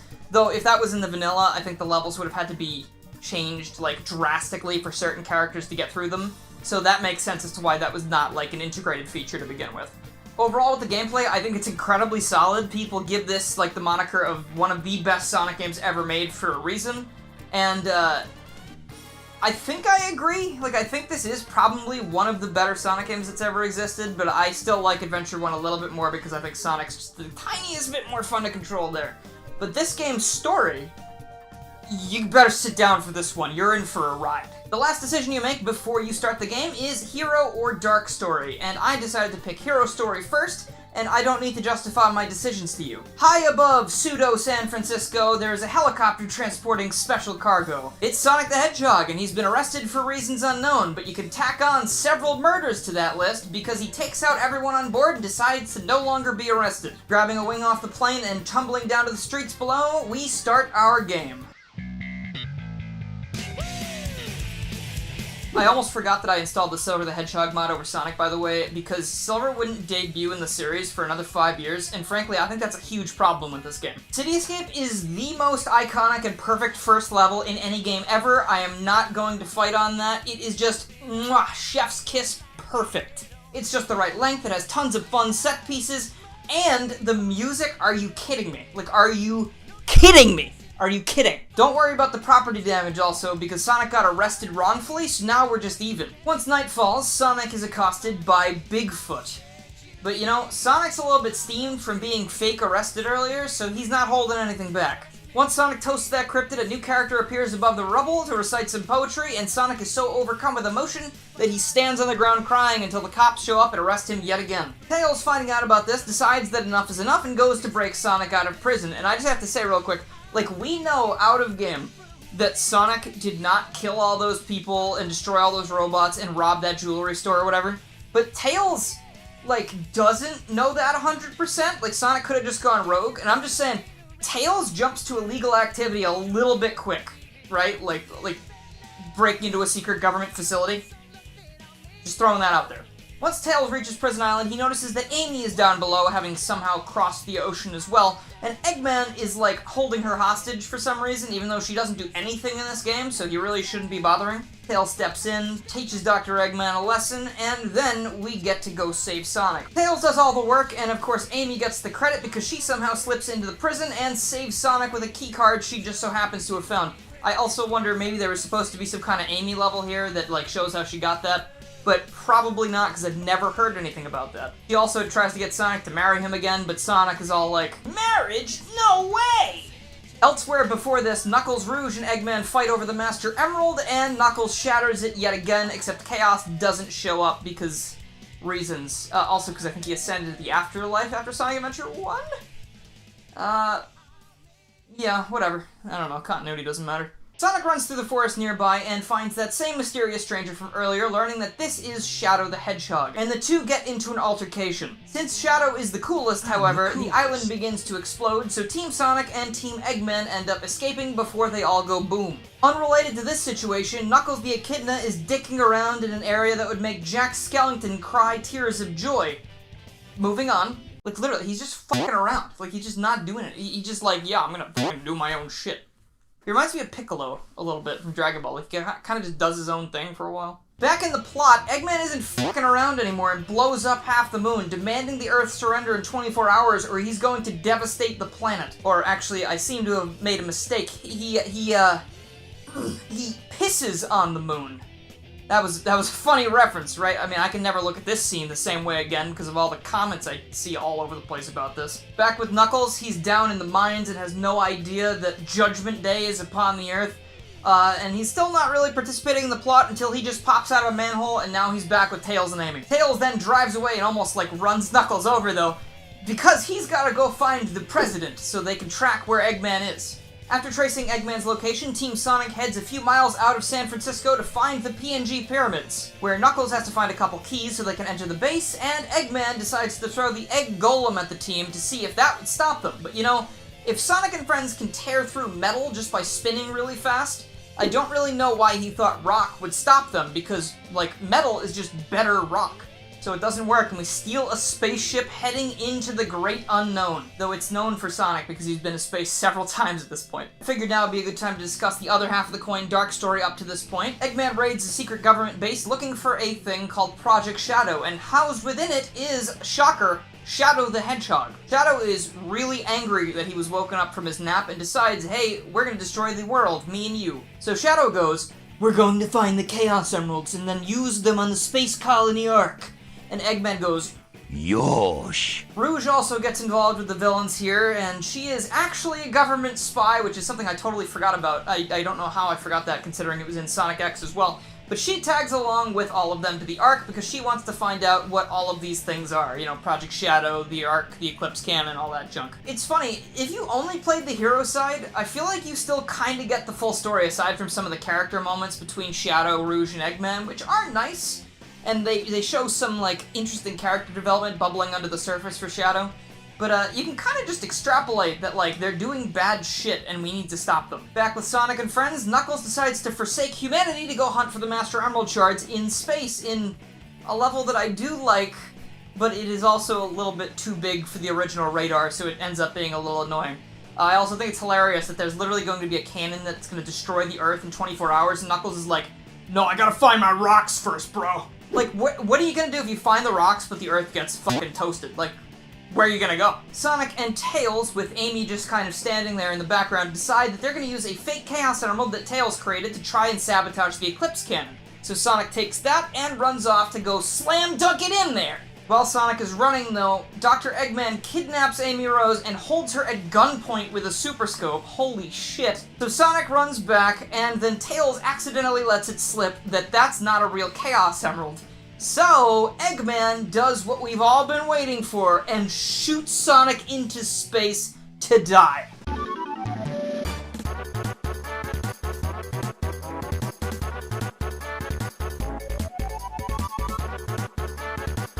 Thankfully, since Tails basically just invented an 8th Chaos Emerald by mistake, Sonic is able to use Chaos Control to get back to the Ark and go give Shadow a stern talking to. This ends the hero story, but before that, in the Dark story, we have things like Shadow and Rouge escaping Prison Island together, just like barely before it explodes, so you again see some of that Shadow character development. On the Ark, we hear more about Shadow's past, because this is where he grew up, this is where his best friend Maria lived before she was, like, viciously murdered by the government. Once you finish the final confrontation with both sides of the story, we unlock the last story, where instead of the Eclipse Cannon firing, we have the Space Colony Ark on a collision course with the Earth, which is most likely an extinction-level event, and the dinosaurs are laughing at us from beyond the grave. Turns out that Gerald Robotnik, seeing as his granddaughter was murdered in cold blood in front of him, decided that humanity shouldn't get to exist anymore if they're gonna be that shitty about things. So he programmed the Ark to just get rid of the Earth. That wasn't its original purpose, we'll find out about that in another game later on, but for now, that's where we're at. Seeing that nobody really wants the Earth to be destroyed, Sonic, Tails, Eggman, Rouge, Knuckles, and Amy, who is there, team up and they go through the final level, which you play as like every character in like an order. This is the part where I said you probably want to have the air necklace for Knuckles or else you're going to be absolutely miserable. And then we finally get to the chamber where there is a weird, like, recreation of the Master Emerald Shrine. And also, one of those dinosaurs laughing at us from beyond the grave teleports in with Chaos Control, and we finally meet the prototype of the ultimate life form, the Bio Lizard. Or basically, like, the original Shadow. This was, like, what Gerald was making before he decided for, like a more compact design in the form of Shadow the Hedgehog instead of Shadow the big lizard that you can't take anywhere. Imagine trying to walk that thing into, like, an airport. Like, it's not gonna happen, even if he's, like, an emotional support lizard. Back in the other room, Shadow is reminiscing about Maria, and Amy just so happens to say the right combination of words that makes Shadow remember that Maria did not want him to punish humanity. She wanted him to give them a chance to be happy. So shedding a single tear, he rushes out to help Sonic and Knuckles, and Shadow takes on his older brother in a fight to the death. I love this boss fight. This boss fight is really, really good. I love the music. I just love what's at stake here. I like how it's not, like, explicitly, like, a timed fight, like we're gonna see in a second, but it feels like there's, like, a lot going on, and if you don't get this done as fast as possible, like, there's very bad implications for the Earth, because there are. After Shadow defeats his older brother, he teleports away, and we assume that he's just gone for good, but the Ark is crashing even faster now. And that's because the Bio-Lizard used Chaos Control to teleport outside of the Ark and merge with it to pull it onto its crash course even faster. Using the power of the Emerald, Sonic and Shadow finally team up for the good of humanity, turn into their super forms, and this is where we live and learn. That was a corny bit that I didn't even write in the script. I don't know where I was going with it. Let's just get to the end. The final battle, whew, like, I love Sonic Adventure 1's final battle. It's really amazing with Open Your Heart playing. But seeing Shadow go through the character development and then being out here, like, actually working in tandem with Sonic really well, oh god, it's so good. Like, I don't know how much better the writing gets from this point on, because we've already seen some other stuff, like, Sonic Battle chronologically comes after this and has really, really good writing, but I think Sonic Adventure 2 might have some of the best writing in the entire franchise, and that's why I think a movie adaptation would probably work really well. As either Super Sonic or Super Shadow, you need to dash through space and hit the Bio-Lizard in his giant glowing weak spots, which you should probably see a doctor about. That seems like you probably let it get out of hand. And as per usual, I try to let Shadow get the final hit because this is really the conclusion of his story, if you look at it the right way. Sonic and Shadow, rushing towards the Bio-Lizard, end up putting their Chaos Control together and using the largest amount of Chaos Control anyone's ever seen to send the Ark back up into the night sky where it belongs, saving the Earth, but unfortunately completely exhausting Shadow and leaving him completely vulnerable as he falls back to the Earth, never to be seen again. This is a really emotional moment. Like, having Sonic come back to the Ark, no Shadow in sight, everyone kind of standing around together, being happy that they saved the Earth, but at the cost of someone who gave everything they had to complete the mission of their departed friend. And honestly, it's a little bit of a tearjerker, especially Sonic on the way out with that sayonara, like, it's great. Like, I really applaud Sonic Team for pulling off such, like, an emotional moment in a game about a funny blue hedgehog. And I have even more respect for them knowing that Shadow was not originally supposed to come back in every other game after this. But he does, because he was super popular, and they figured it would be bad if they didn't bring him back. So, Shadow doesn't die here, it's just his character development that dies here. And I'm only partially joking about that. I feel like Amnesia Shadow is not as good as what we got in Adventure 2. I think if he had stayed around and kept developing from there, he could have been, like... He's already one of the better characters in the series, but I think he could have gotten a lot better. You know, then by 06, he kind of, like, has a soft reboot of sorts of his own. It's really messy after this, you know, we're getting to the territory where things are gonna start going downhill real fast. But now that Shadow's dead, we can talk about the Chao Garden, but I think I'm gonna save that for next week because I've rambled at you for a little bit too long already. If you're hyped for the Chao Garden, make sure down below to let me know, tell me some of your stories about Chao, or just your experiences with SA2 in general. I would really like to hear how this game affected you, what you think about it, if you think it's the best. Literally anything. Talk about SA2 down below, join in other conversations with other people, and I will see you next week for the conclusion of this Sonic Adventure 2 adventure. That was a little bit redundant, I'm sorry. So let's think back a bit, right? So we have Sonic Adventure 1 introduces the Chao Garden, and it's really good. Then we have Sonic Adventure 2 that brings back the Chao Garden and expands it a bunch, and then Sonic Heroes comes out and no more Chao Garden. We just have some Chao in the plot, like, you know, cheese and chocola, but I don't know, they really choked on this one. It's like, why would you not bring that back immediately? Like, it's such a huge feature. Then we go on to something like Shadow the Hedgehog. That would be a pretty big conflict of interest, right? Imagine if half the game was like, and then the other half was like, don't worry, buddy. I think that would have been even more memey. It would have been really funny. You got something like Sonic 06, where it's like this gigantic open hub worlds with nothing in them aside from like side missions that nobody plays.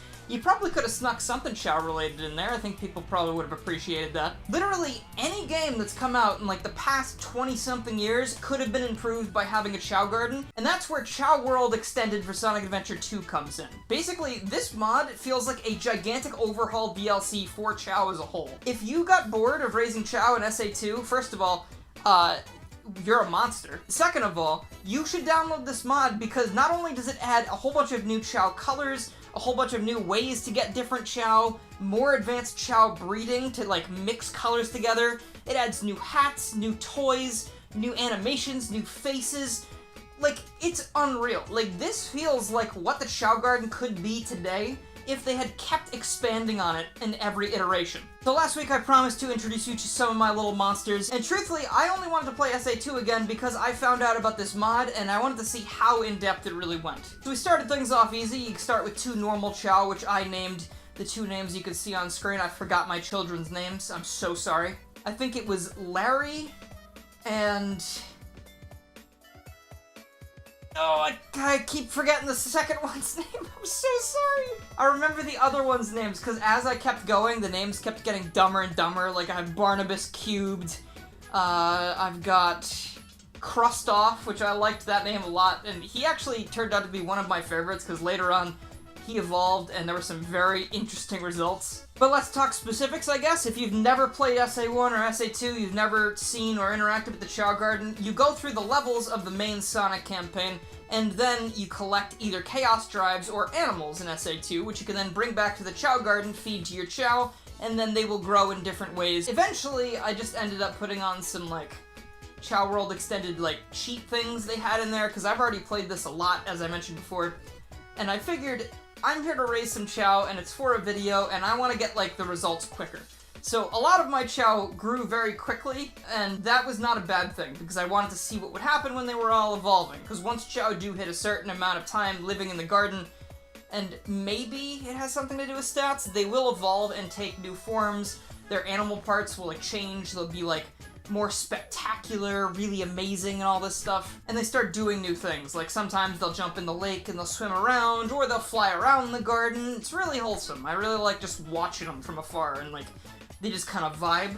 And sometimes they just jump in the pond and drown. But thankfully, you don't need to worry about them dying because of that, unless you turn on the option in Chao World Extended that allows them to drown to death, which is metal as f*** to put in your game. I just have to say. In Chao World, you also have the Chao Kindergarten, which houses the black market, which is a very strange choice for a place that usually sells organs. You have, like, the principal's office, which is completely useless. You have the doctor's office, where the doctor will say, "Oh no, your Chao's not doing so good," but they're actually completely fine, so I'm not sure why he says that. The fortune teller will give your Chao a different name, but we really don't need that, because I have the best names out of anybody in the entire world. And also you can drop them off at school to learn new things, such as, like, they'll, like, draw on the ground, they'll draw their favorite characters and stuff. It's so cute. Like, it's like budding little artists on DeviantArt before they discover that, you know, DeviantArt is kinda strange. Chao World also includes Chao Racing and Chao Karate, where you can either, like, pit your little children / pet against each other in, like, hand-to-hand combat, which is kind of weird when you look at it like that, because you're, like, raising... The Chao are kind of like infants, right? So, like, you raise them from, like, infancy to adulthood, and then you just go, alright, kill him! Get the other one, get him! My Chao's pretty strong, and he just kind of, like, winds up and goes, bah! And the other guy flies halfway across the room like it's Dragon Ball Z. And it's all for a ribbon. Like, I think you get emblems as well for completing certain races and certain Chao Karate things. So, like, technically it's for 100% completion, but it is a lot more just fun and funny to watch them beat each other up. The races, I think, are a lot more interesting because it feels like they worked more on those. Like, there's a lot more going on. Like, they have these giant race tracks where your Chao will, like, run around and swim and fly and climb, and I think they'll push things in certain events just to try and get to the end before all the other Chao. And it's really interesting to see all of the other Chao that are participating in the race, because it's kind of like, hey, this is what my Chao looks like. And all of the other Chao look like they're supposed to be here. And Chao World Extended also has a whole bunch of new faces, so, like, all the other Chao look like they're like planning something and I'm not supposed to know about it. In the races though, you can encourage your Chao to run a little bit faster, but if you run out of stamina, then you're kind of shit out of luck because they will start moving really slowly, which means you have lost the race, my friend. So yeah, be careful of that. Other than that, it's pretty much the entirety of vanilla Chao World, but Chao World Extended, again, adds so much more stuff. Like, if we take a look at the black market, for example, we now have like a countdown timer to show when the stock is going to change the items it has. I think as you get more emblems, more advanced things will appear here, and there are some things in the shop that I don't even quite understand. Like, there's this bottle that keeps showing up in one of the tabs that, like, says it severely impacts Chao lifespan, and I think it's just liquor. I think they're just selling liquor in the shop, and if you give it to your Chao, they'll probably spontaneously combust. No, I'm not gonna do that. I'm not a monster. You can download the mod and do it yourself. I think what I love most about the Chao Garden is that Sonic the Hedgehog, as a franchise, is supposed to be super fast, right? Like, you're running through Pyramid Cave or whatever, you're going under these walls that are closing just in the nick of time, and it's so exhilarating and fun, and you just feel great playing it. But then, you remember you grabbed the Chao key on your way to the end of the level. So instead of jumping right into, like, the egg golem fight, which I think is next, you go to the Chao Garden, and you just hear the like the nice calming music. You take a step back, you look at all your little friends that you're raising in the garden, and my goodness, it's just like I'm at peace right before I go fight the giant robot. There's a good dichotomy here. Like, it's not like how some Sonic games are really slow and boring in the main campaigns, like, let's say, like Lost World, or I don't know, like Werehog Sonic and Unleashed or something. We have a complete side mode that you can ignore as much as you want. But if you go there, like, it's not like it's diminishing the feel of the main campaign, like some of those things I just mentioned. And there are some games that do include stuff like this. Like, we do have, like, in Sonic World, for example, there's a Chao Garden. I haven't dabbled with that too much, but it's the same kind of thing. You can run through levels as 8 million different characters, and then go raise Chao as the Colonel from Shadow the Hedgehog if you really want to. We've also got things like Chao Resort Island, which is a dedicated Chao fan game where you basically, like, you have these really nice 2D, almost Sonic Advance looking kind of sprites. You run around the little Chao Resort Island and you get to raise Chao to your heart's content, enter them in games, and I believe that game is also going to be tethered to Sonic versus Darkness eventually. I could be wrong on that. But I think I remember seeing something about that. So that's gonna, like, bring us all the way back around to the reason I like the Chao Garden in Sonic games to begin with. I know I mentioned it earlier in the video, but, like, if every Sonic game after SA2, like all the mainline games, Heroes, Shadow, Unleashed, 06, whatever, if they all had Chao Gardens, I feel like the reception of these games would have been, like, raised by, like, a full point or more. And I'm not talking like an 80 versus 81, I'm talking like a B versus C. How funny would it be if in Shadow the Hedgehog, you're running around the levels, and at one point, you know, Shadow's holding like an AK-47 or something, and he flips over a bus, and there's a Chao egg under there. And if you pick it up and, like, throw it into a portal, or pick it up and bring it to the end of the level with you, and then Shadow's over there in the Chao Garden, maybe with some of the guest characters from that level, just kind of walking around, petting Chao, making sure they're all doing okay, and then the next level, he's right back to eliminating, like, 50 gun soldiers. Maybe you have the soldiers versus the aliens drop different things that the Chao could use, like maybe the aliens drop things that make Chao look a lot more alien-like than the humans would. Maybe the humans drop, like, toys for some reason that the Chao could play with. Or more interestingly, I know I mentioned Sonic 06 before, those gigantic empty hub worlds. Imagine, like, you're running around the Soliana Forest, right? Maybe you're near the Tropical Jungle portal. I forget what the level name is. I think it's Tropical Jungle. And let's say, like, in the very back of that area, right? Like, maybe there's a hidden golden Chao egg back there. Or there's, like, some kind of native Chao that's just kind of chilling out back there, and you can, like, bring it things to, like, convince it to come hang out at your garden. Maybe that Chao can teach your other Chao some stuff.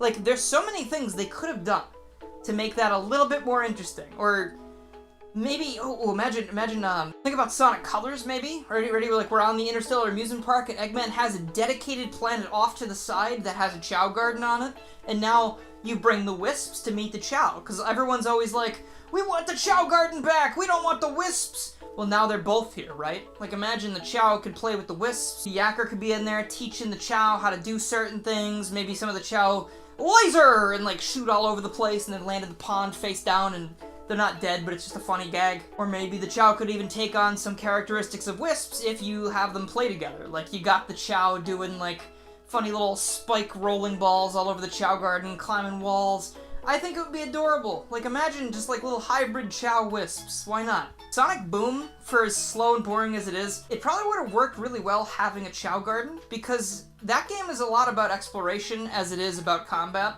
So, like, you know, we haven't even explored the idea of, like, having Chao augment the characters at all. Like, I know there's a mod for SA1 called Chao Gameplay that I'm gonna try to find, but I don't know if I'm gonna be able to. But basically, that mod allowed you to take your Chao out of the Chao Garden, and then they would give you, like, buffs and follow you around, and I think they would, like, swim in certain areas. Like, it was just a very cute little distraction. That kind of gets in the way a little bit of my whole, like, oh, I want to play fast Sonic gameplay and then go see the Chao thing. I mean, but if they just add buffs to your character, like, I think they might do something like that in Speed Simulator, that new Roblox game. Like, you can have a bunch of Chao following you. I'm not sure if they do anything. Or in Sonic Runners, right? Like, different Chao have different abilities. Or, geez, they were in Sonic Jump as well. Jump Fever, right? Yeah, no, I remember that now. Because you hatch different Chao, they give you different abilities. Like, that stuff could work really... In Chronicles. I'm having a brain blast right now. Like, we could integrate this into the main gameplay as much or as little as we want, and it wouldn't, like, make or break anything, but it would probably add, like, a fun little incentive for people to, like, actually go out of their way and do this, because most of the games in the later series don't really have, like, emblems, like in SA2, where if you want to, like, do all the races, you get emblems. This would be a more of like a, hey, you could probably customize your playstyle a little bit if you raise a Chao a certain way. Something more recent, Sonic Frontiers is a game about running around a gigantic island, or maybe a couple islands, we're not really sure yet, and looking for things. So, like, why not have a Chao Garden there, where you can find random stuff all over the world to bring back for the Chao, or find new Chao? Like, it seems like a no-brainer. Like, I don't know, they just don't want to do it because they don't feel like it. They don't feel like it'll be worth it, even though we know people would freak out over it and probably claim it as, like, the second coming of Sonic himself. But I guess for now, what we've got is Chao World Extended, and Chao World Extended is fantastic. I'm not 100% sure what else I could say about it other than what I've said already. I thought I would have more to say about the Chao raising process, but it really is go to level, get animal, come back, give animal to Chao, eventually race or fight them, then they evolve, and if you want to breed them together, you get different colors that kind of like mix together in Chao World Extended, which is kind of cool. I guess you can see that one on screen behind me. But that's really all I wanted to say about Chao. It was like a mini rant more than anything. Just like, where are they? Why do we not do anything with this? Like, remember a while back when they did the Chao in Space animated thing and everyone loved it because it was awesome and really funny and people love Chao? And you remember how, like, everybody loves the Chao Garden and everybody wants it back and it hasn't been in a game since SA2, and it's like, hey, guys, I have, like, a free idea for you. Like, put the Chao Garden in more games. And just, like, literally, it could be as basic as it was in SA1. I think people would still enjoy having it around. But I am so excited for the idea of a modern Chao Garden, and right now Chao World Extended is providing that fix for me, and I recommend you all give it a shot as well if you're feeling the same feelings I am. So that means the next thing we have to talk about is Sonic Heroes, and that's not a topic that I ever really like approaching because a lot of people like this game a lot, and I am not too crazy about it, and I think I've finally figured out why that is. This is another game where we have selectable stories, and as much as I think that can work, as shown by things like SA2 and Sonic 06 of all things, the story or campaign selection here is incredibly bare bones because the story of this game really isn't anything to write home about. There are only a couple cutscenes per campaign, and then there are some like in-engine just funny moments with the gang every so often, but the plot really boils down to like Sonic and friends are going to stop Eggman, Shadow and friends are going to... Oh, sorry, maybe they're not friends according to Sega. Shadow and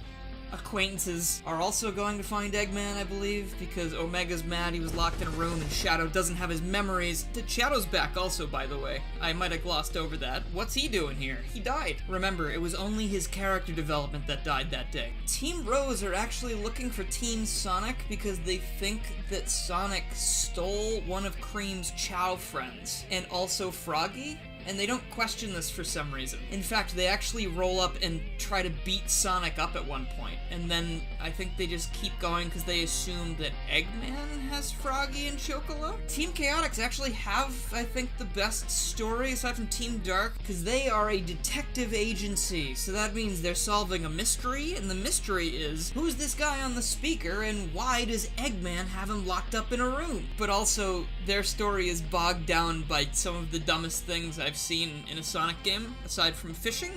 I mean, if you just look at this list of levels I'm looking at, so I remember what to talk about, get to the goal ring, get to the goal ring, get to the goal ring, find 10 hermit crabs. Does Vector work at Petco on the weekends? The fact that the teams only play slightly different from each other and they all go through the exact same levels with very little changes makes this game absolutely a slog to 100%. I like playing some of the levels in Team Sonic, Team Dark's pathways. I think they're fun to experience in some cases, but then once I finish with them, I really don't want to play the same levels again, except easier with Team Rose, and playing them first also makes things feel like a slog because it's so easy, it doesn't feel like it's worth doing. So with 3 stories that are basically just difficulty options, I would have liked it if they really just let me pick which one I wanted to make, like, the canon playthrough and then do Team Chaotix on the side, I guess. But I don't think that's my biggest problem. That is certainly the second biggest. Sorry, I'm starting to get nervous because I know people are going to be mad at me for this. I can't stand how this game controls. I think this game's controls are the #1 reason why I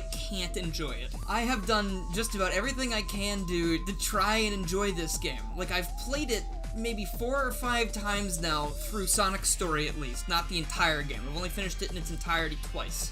But playing through Sonic's campaign, I do have moments where I enjoy playing. Like, I really like the first couple zones. I think the final zone is absolutely amazing, and it's like a spectacle. It's one of those things that I look forward to when I pick this game up. But there are some zones in the middle, like Frog Forest and Rail Canyon. This is how I discovered my problem with the game, because I knew the game was slippery to control and felt sort of awkward compared to Sonic Adventure 1 and 2, but I didn't realize that that weighed on my perception of the game so much.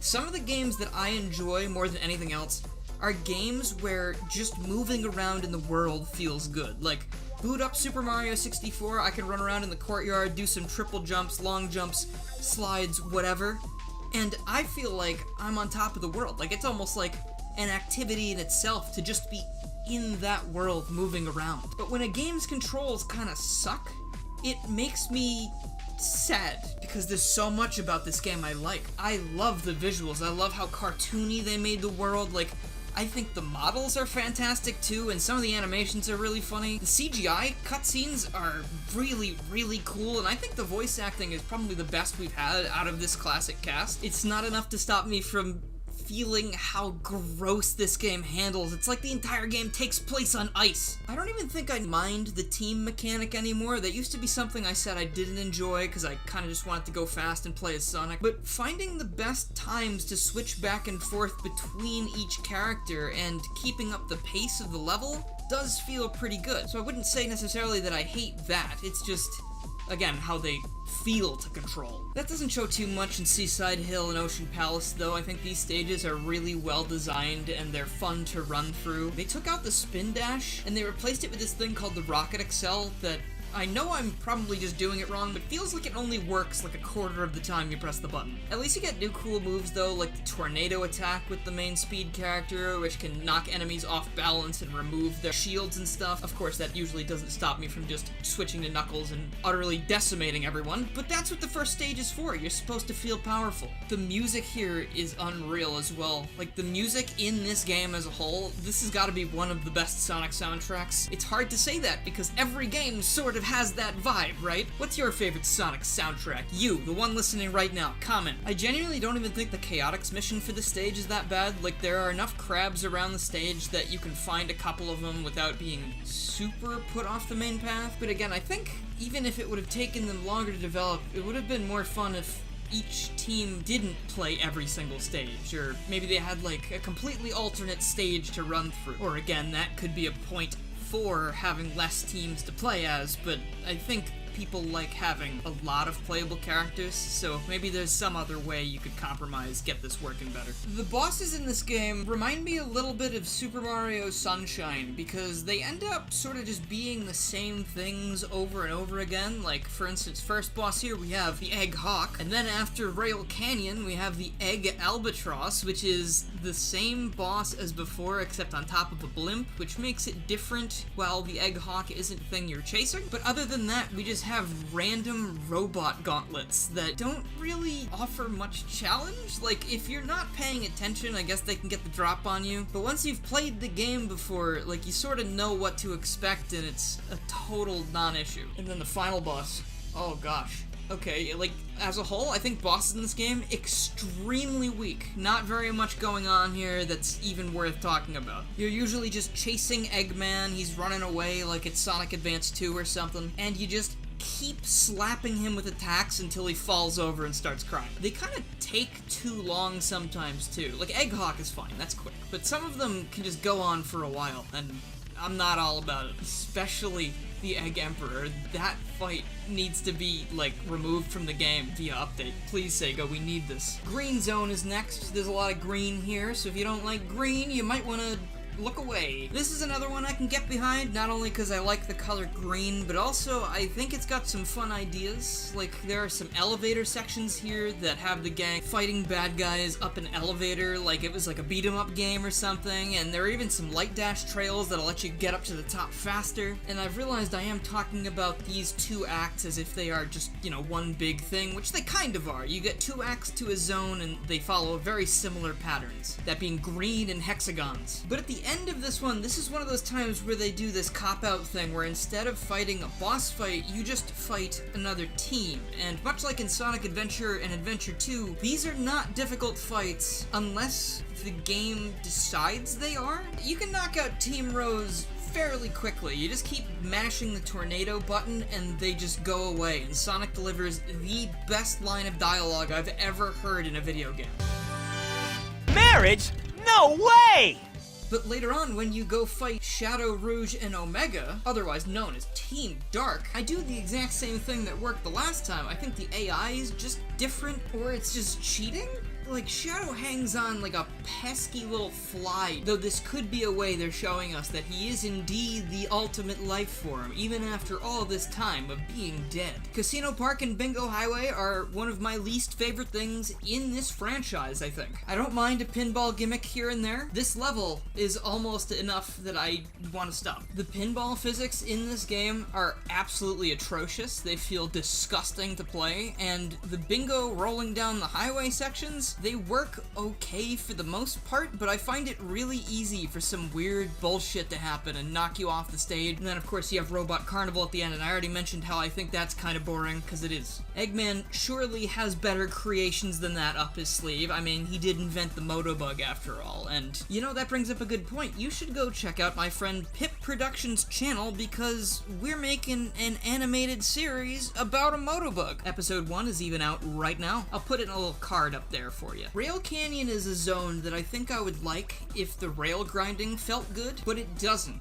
It just feels like either mashing the B button to make your guys do funny little hops, which is at least entertaining, or holding down the B button when you are going down and you kind of get a little bit more speed. There's just not much going on here aside from switching between rails and doing all of these really lame puzzle things and switching rails on and off. I think I enjoy the parts inside whatever compound that is where you're destroying the trains. That's probably my favorite part of this whole situation. And it ends with Egg Albatross, which I think is actually a step up from the zone itself. I mentioned that it's just carrying the Egg Hawk around, but before that, you're able to attack a lot of different checkpoints on the Albatross, so you're able to like take out the cannons if they're giving you the most trouble, take out his satellite dish so he can't watch cable up there while he's laughing at you, and then the Egg Hawk comes down and you just beat it up, and it's actually weaker than it was before because I guess the devs had some mercy. And now we finally come to Frog Forest and Lost Jungle, levels that I should love above all else because I absolutely love frogs. They are perfect little guys.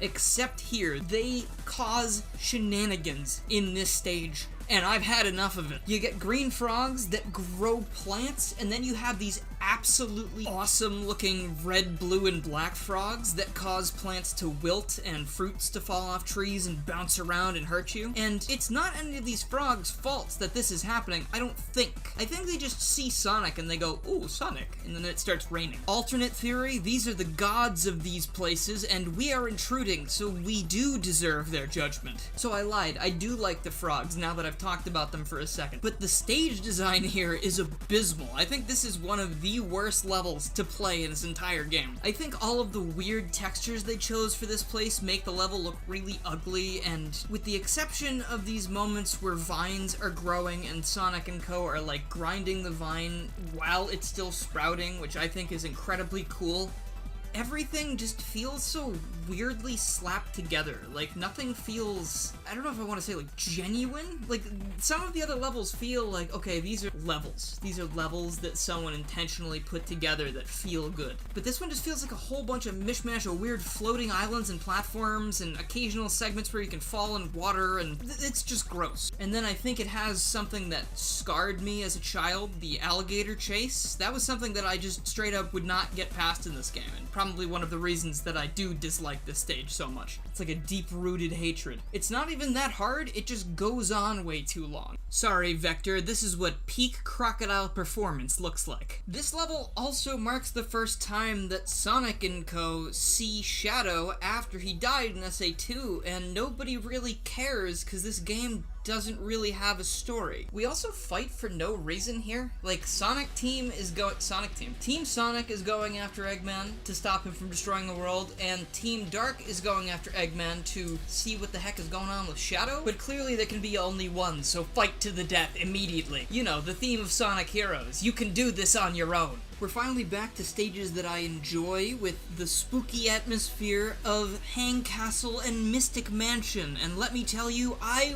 would hang out at this castle. At least as long as my arms would allow me to, that is. I love the music track for both of these stages. They are perfectly spooky. Like, you just get into the atmosphere of this run really well. I think whoever designed this stage in particular was able to just have a field day, and I'm really glad they did. There's a lot of, like, switching gravity up and down and going down weird pillars to get to new sections of the castle, invisible pathways with torches lighting the path that you have to take so you don't fall, and there's all these weird skeletons always poking their heads around corners, and it's like, oh, what is going on here? Are we even safe in this location? Probably not. The dead are alive. Maybe that was Shadow's ghost. I don't know. Ghosts and skeletons are real in this world. Even though I really enjoy this one, aside from, like, the trolley sections or whatever, this stage has a robot storm at the end of it instead of a real boss fight. And just thinking out loud here, since the last two Eggman bosses have been based off birds, why don't we have the egg vulture here? Because vultures go after dead things usually, and this is a spooky level,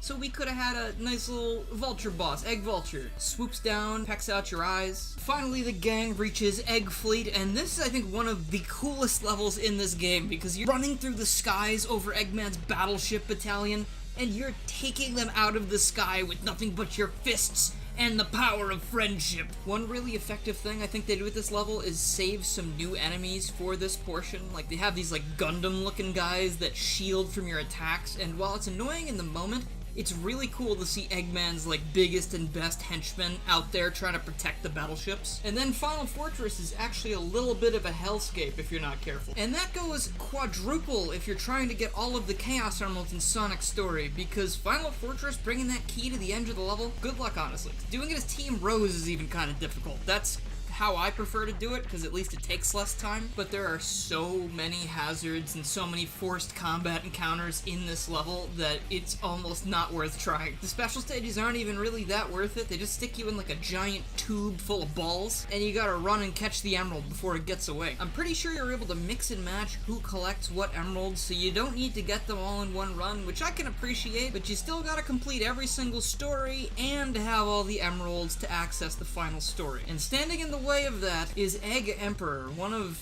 the worst things in the universe. I'm going to keep upping the stakes here. The galaxy. That's smaller than the universe, I think. Egg Emperor is infuriating in this game. You have to run down a corridor towards a jump pad, and then jump towards this arena where he'll start fighting you with regular attacks. But when he's running back and forth, like trying to hit you with his lance and trying to stop you from getting to the arena, it just feels really cheap and haphazard as to how he does that. Sometimes he'll like stop and turn around and come back at you suddenly. I think I was going off of a ramp or going off of one of those like tornado poles that throws you to the next destination, and he just rushed up to me and hit me out of a scripted event and killed me. And it's not even the only time that's happened. Like, this happens frequently in this boss fight. And I think if things are killing you when you cannot defend yourself at all, that is absolutely abysmal design. It probably would have been a lot better if they just stuck everybody in the circular arena and had the entire fight go on there. Maybe he could keep resummoning those cannons so you could keep breaking them to get energy for your Team Blast. Not that the Team Blast is necessary, but it could make it go by faster and also eliminate some hazards. Because this guy does take a lot of hits too. Like, even from Knuckles, and he's fully upgraded, this guy won't go down super easily. And that Eggman PNG on its chest will haunt me till the day I die. I'm not really sure how this works from like a lore perspective, because everyone fights Egg Emperor. I don't know if everyone has their own separate Egg Emperor, because spoiler, at some point during each story, Metal Sonic's shown up and been like, I'm copying your data, and it doesn't really mean anything at the time. But once all the emeralds are collected and all of the heroes have finished their stories, Metal Sonic shows up and turns into a dragon for some reason. Apparently the combination of all of the data from the Sonic heroes, let's call them, results in this. Hey, we'll take it. We'll do a supersonic final boss fight, sure. All of the teams here work against Metal Overlord to weaken him a little bit, but then he still rises to full power, and Sonic decides to take Tails and Knuckles along for the ride, but everyone else, including Shadow, who could probably be a powerful ally, he'll just sit here and watch, that's fine. He's probably still trying to figure out that memory conundrum he's got going on. Damn. He's apparently also one of like 1 million Shadow androids, so is this the real Shadow? I guess we'll find out in the next game. What I'm Made Of might be one of Crush 40's best songs, but I think this is the weakest 3D supersonic boss fight we had at the time, and might still be now. Don't get me wrong, this is cool as hell. I love this entire area, I love floating around this place. But the way you fight him is really stupid, because you're just trying to get your Team Blast meter up, and if you just keep spamming Thunder Shoot, eventually it just fills up all the way, and that's how you destroy this amazing final boss.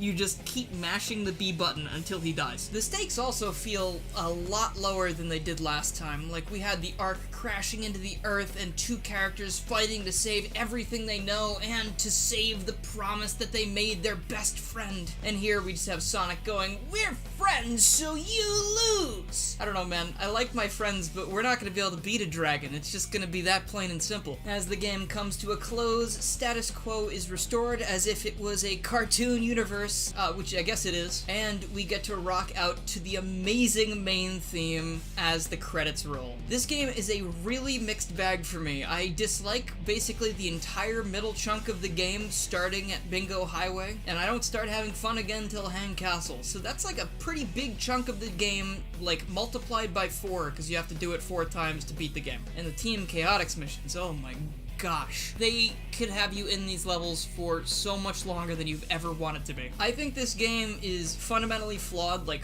from its base. Like, from the point where I'm just moving the control stick, something feels wrong when I play this. Couple that together with some weird design decisions and also some things that were probably rushed, and this game is just not something I can ever say I enjoy as a whole. Like, I don't think any of the times I ever said I dislike this game or I hate this game was too harsh. I think there are plenty of reasons that I just do not vibe with this game. Game could have the best presentation and story in the world, and if it plays bad, that's just it. That's where I'm standing. That being said, if you don't think it plays bad, and you enjoy this game a lot, that's fantastic. I'm really glad that you can enjoy this game when I can't. And I know that's the very, like, please don't tear me to shreds in the comments thing to say at a point like this, but I genuinely just think that if I enjoyed the controls, I would think this game was amazing. That's part of the reason I like Sonic Adventure and Sonic Adventure 2 so much, because there's so much you can do with the things at your disposal, but in Heroes, control could just never compare to what came before it. I'd love to hear what you guys think about this game. Tell me all of your favorite parts of the game in the comments, all the things you hate about it. Tell me anything in the comments, honestly. Sorry about that. Years of the algorithm has done things to my brain that I'm not happy about. And while I've got you here, I'm wondering why you haven't subscribed. I think I did a pretty good job explaining all of this to you, so if you would like to,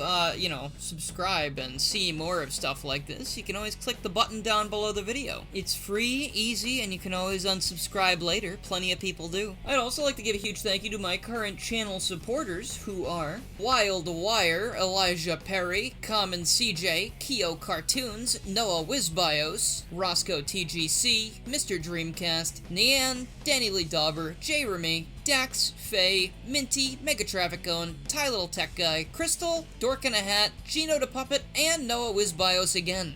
Thank you as well to everyone who's supporting in the $1 tier. I appreciate everything so very much. And if you'd like to join these wonderful people getting shoutouts at the beginning and end of my videos, go ahead and click the join button below the video to see perks, such as shoutouts, obviously, having a badge next to your name that makes your comments more visible in the comment section, and special emotes you can use on my YouTube channel, in your comments and on live streams. Thank you guys so much for watching, and I hope you have a wonderful day.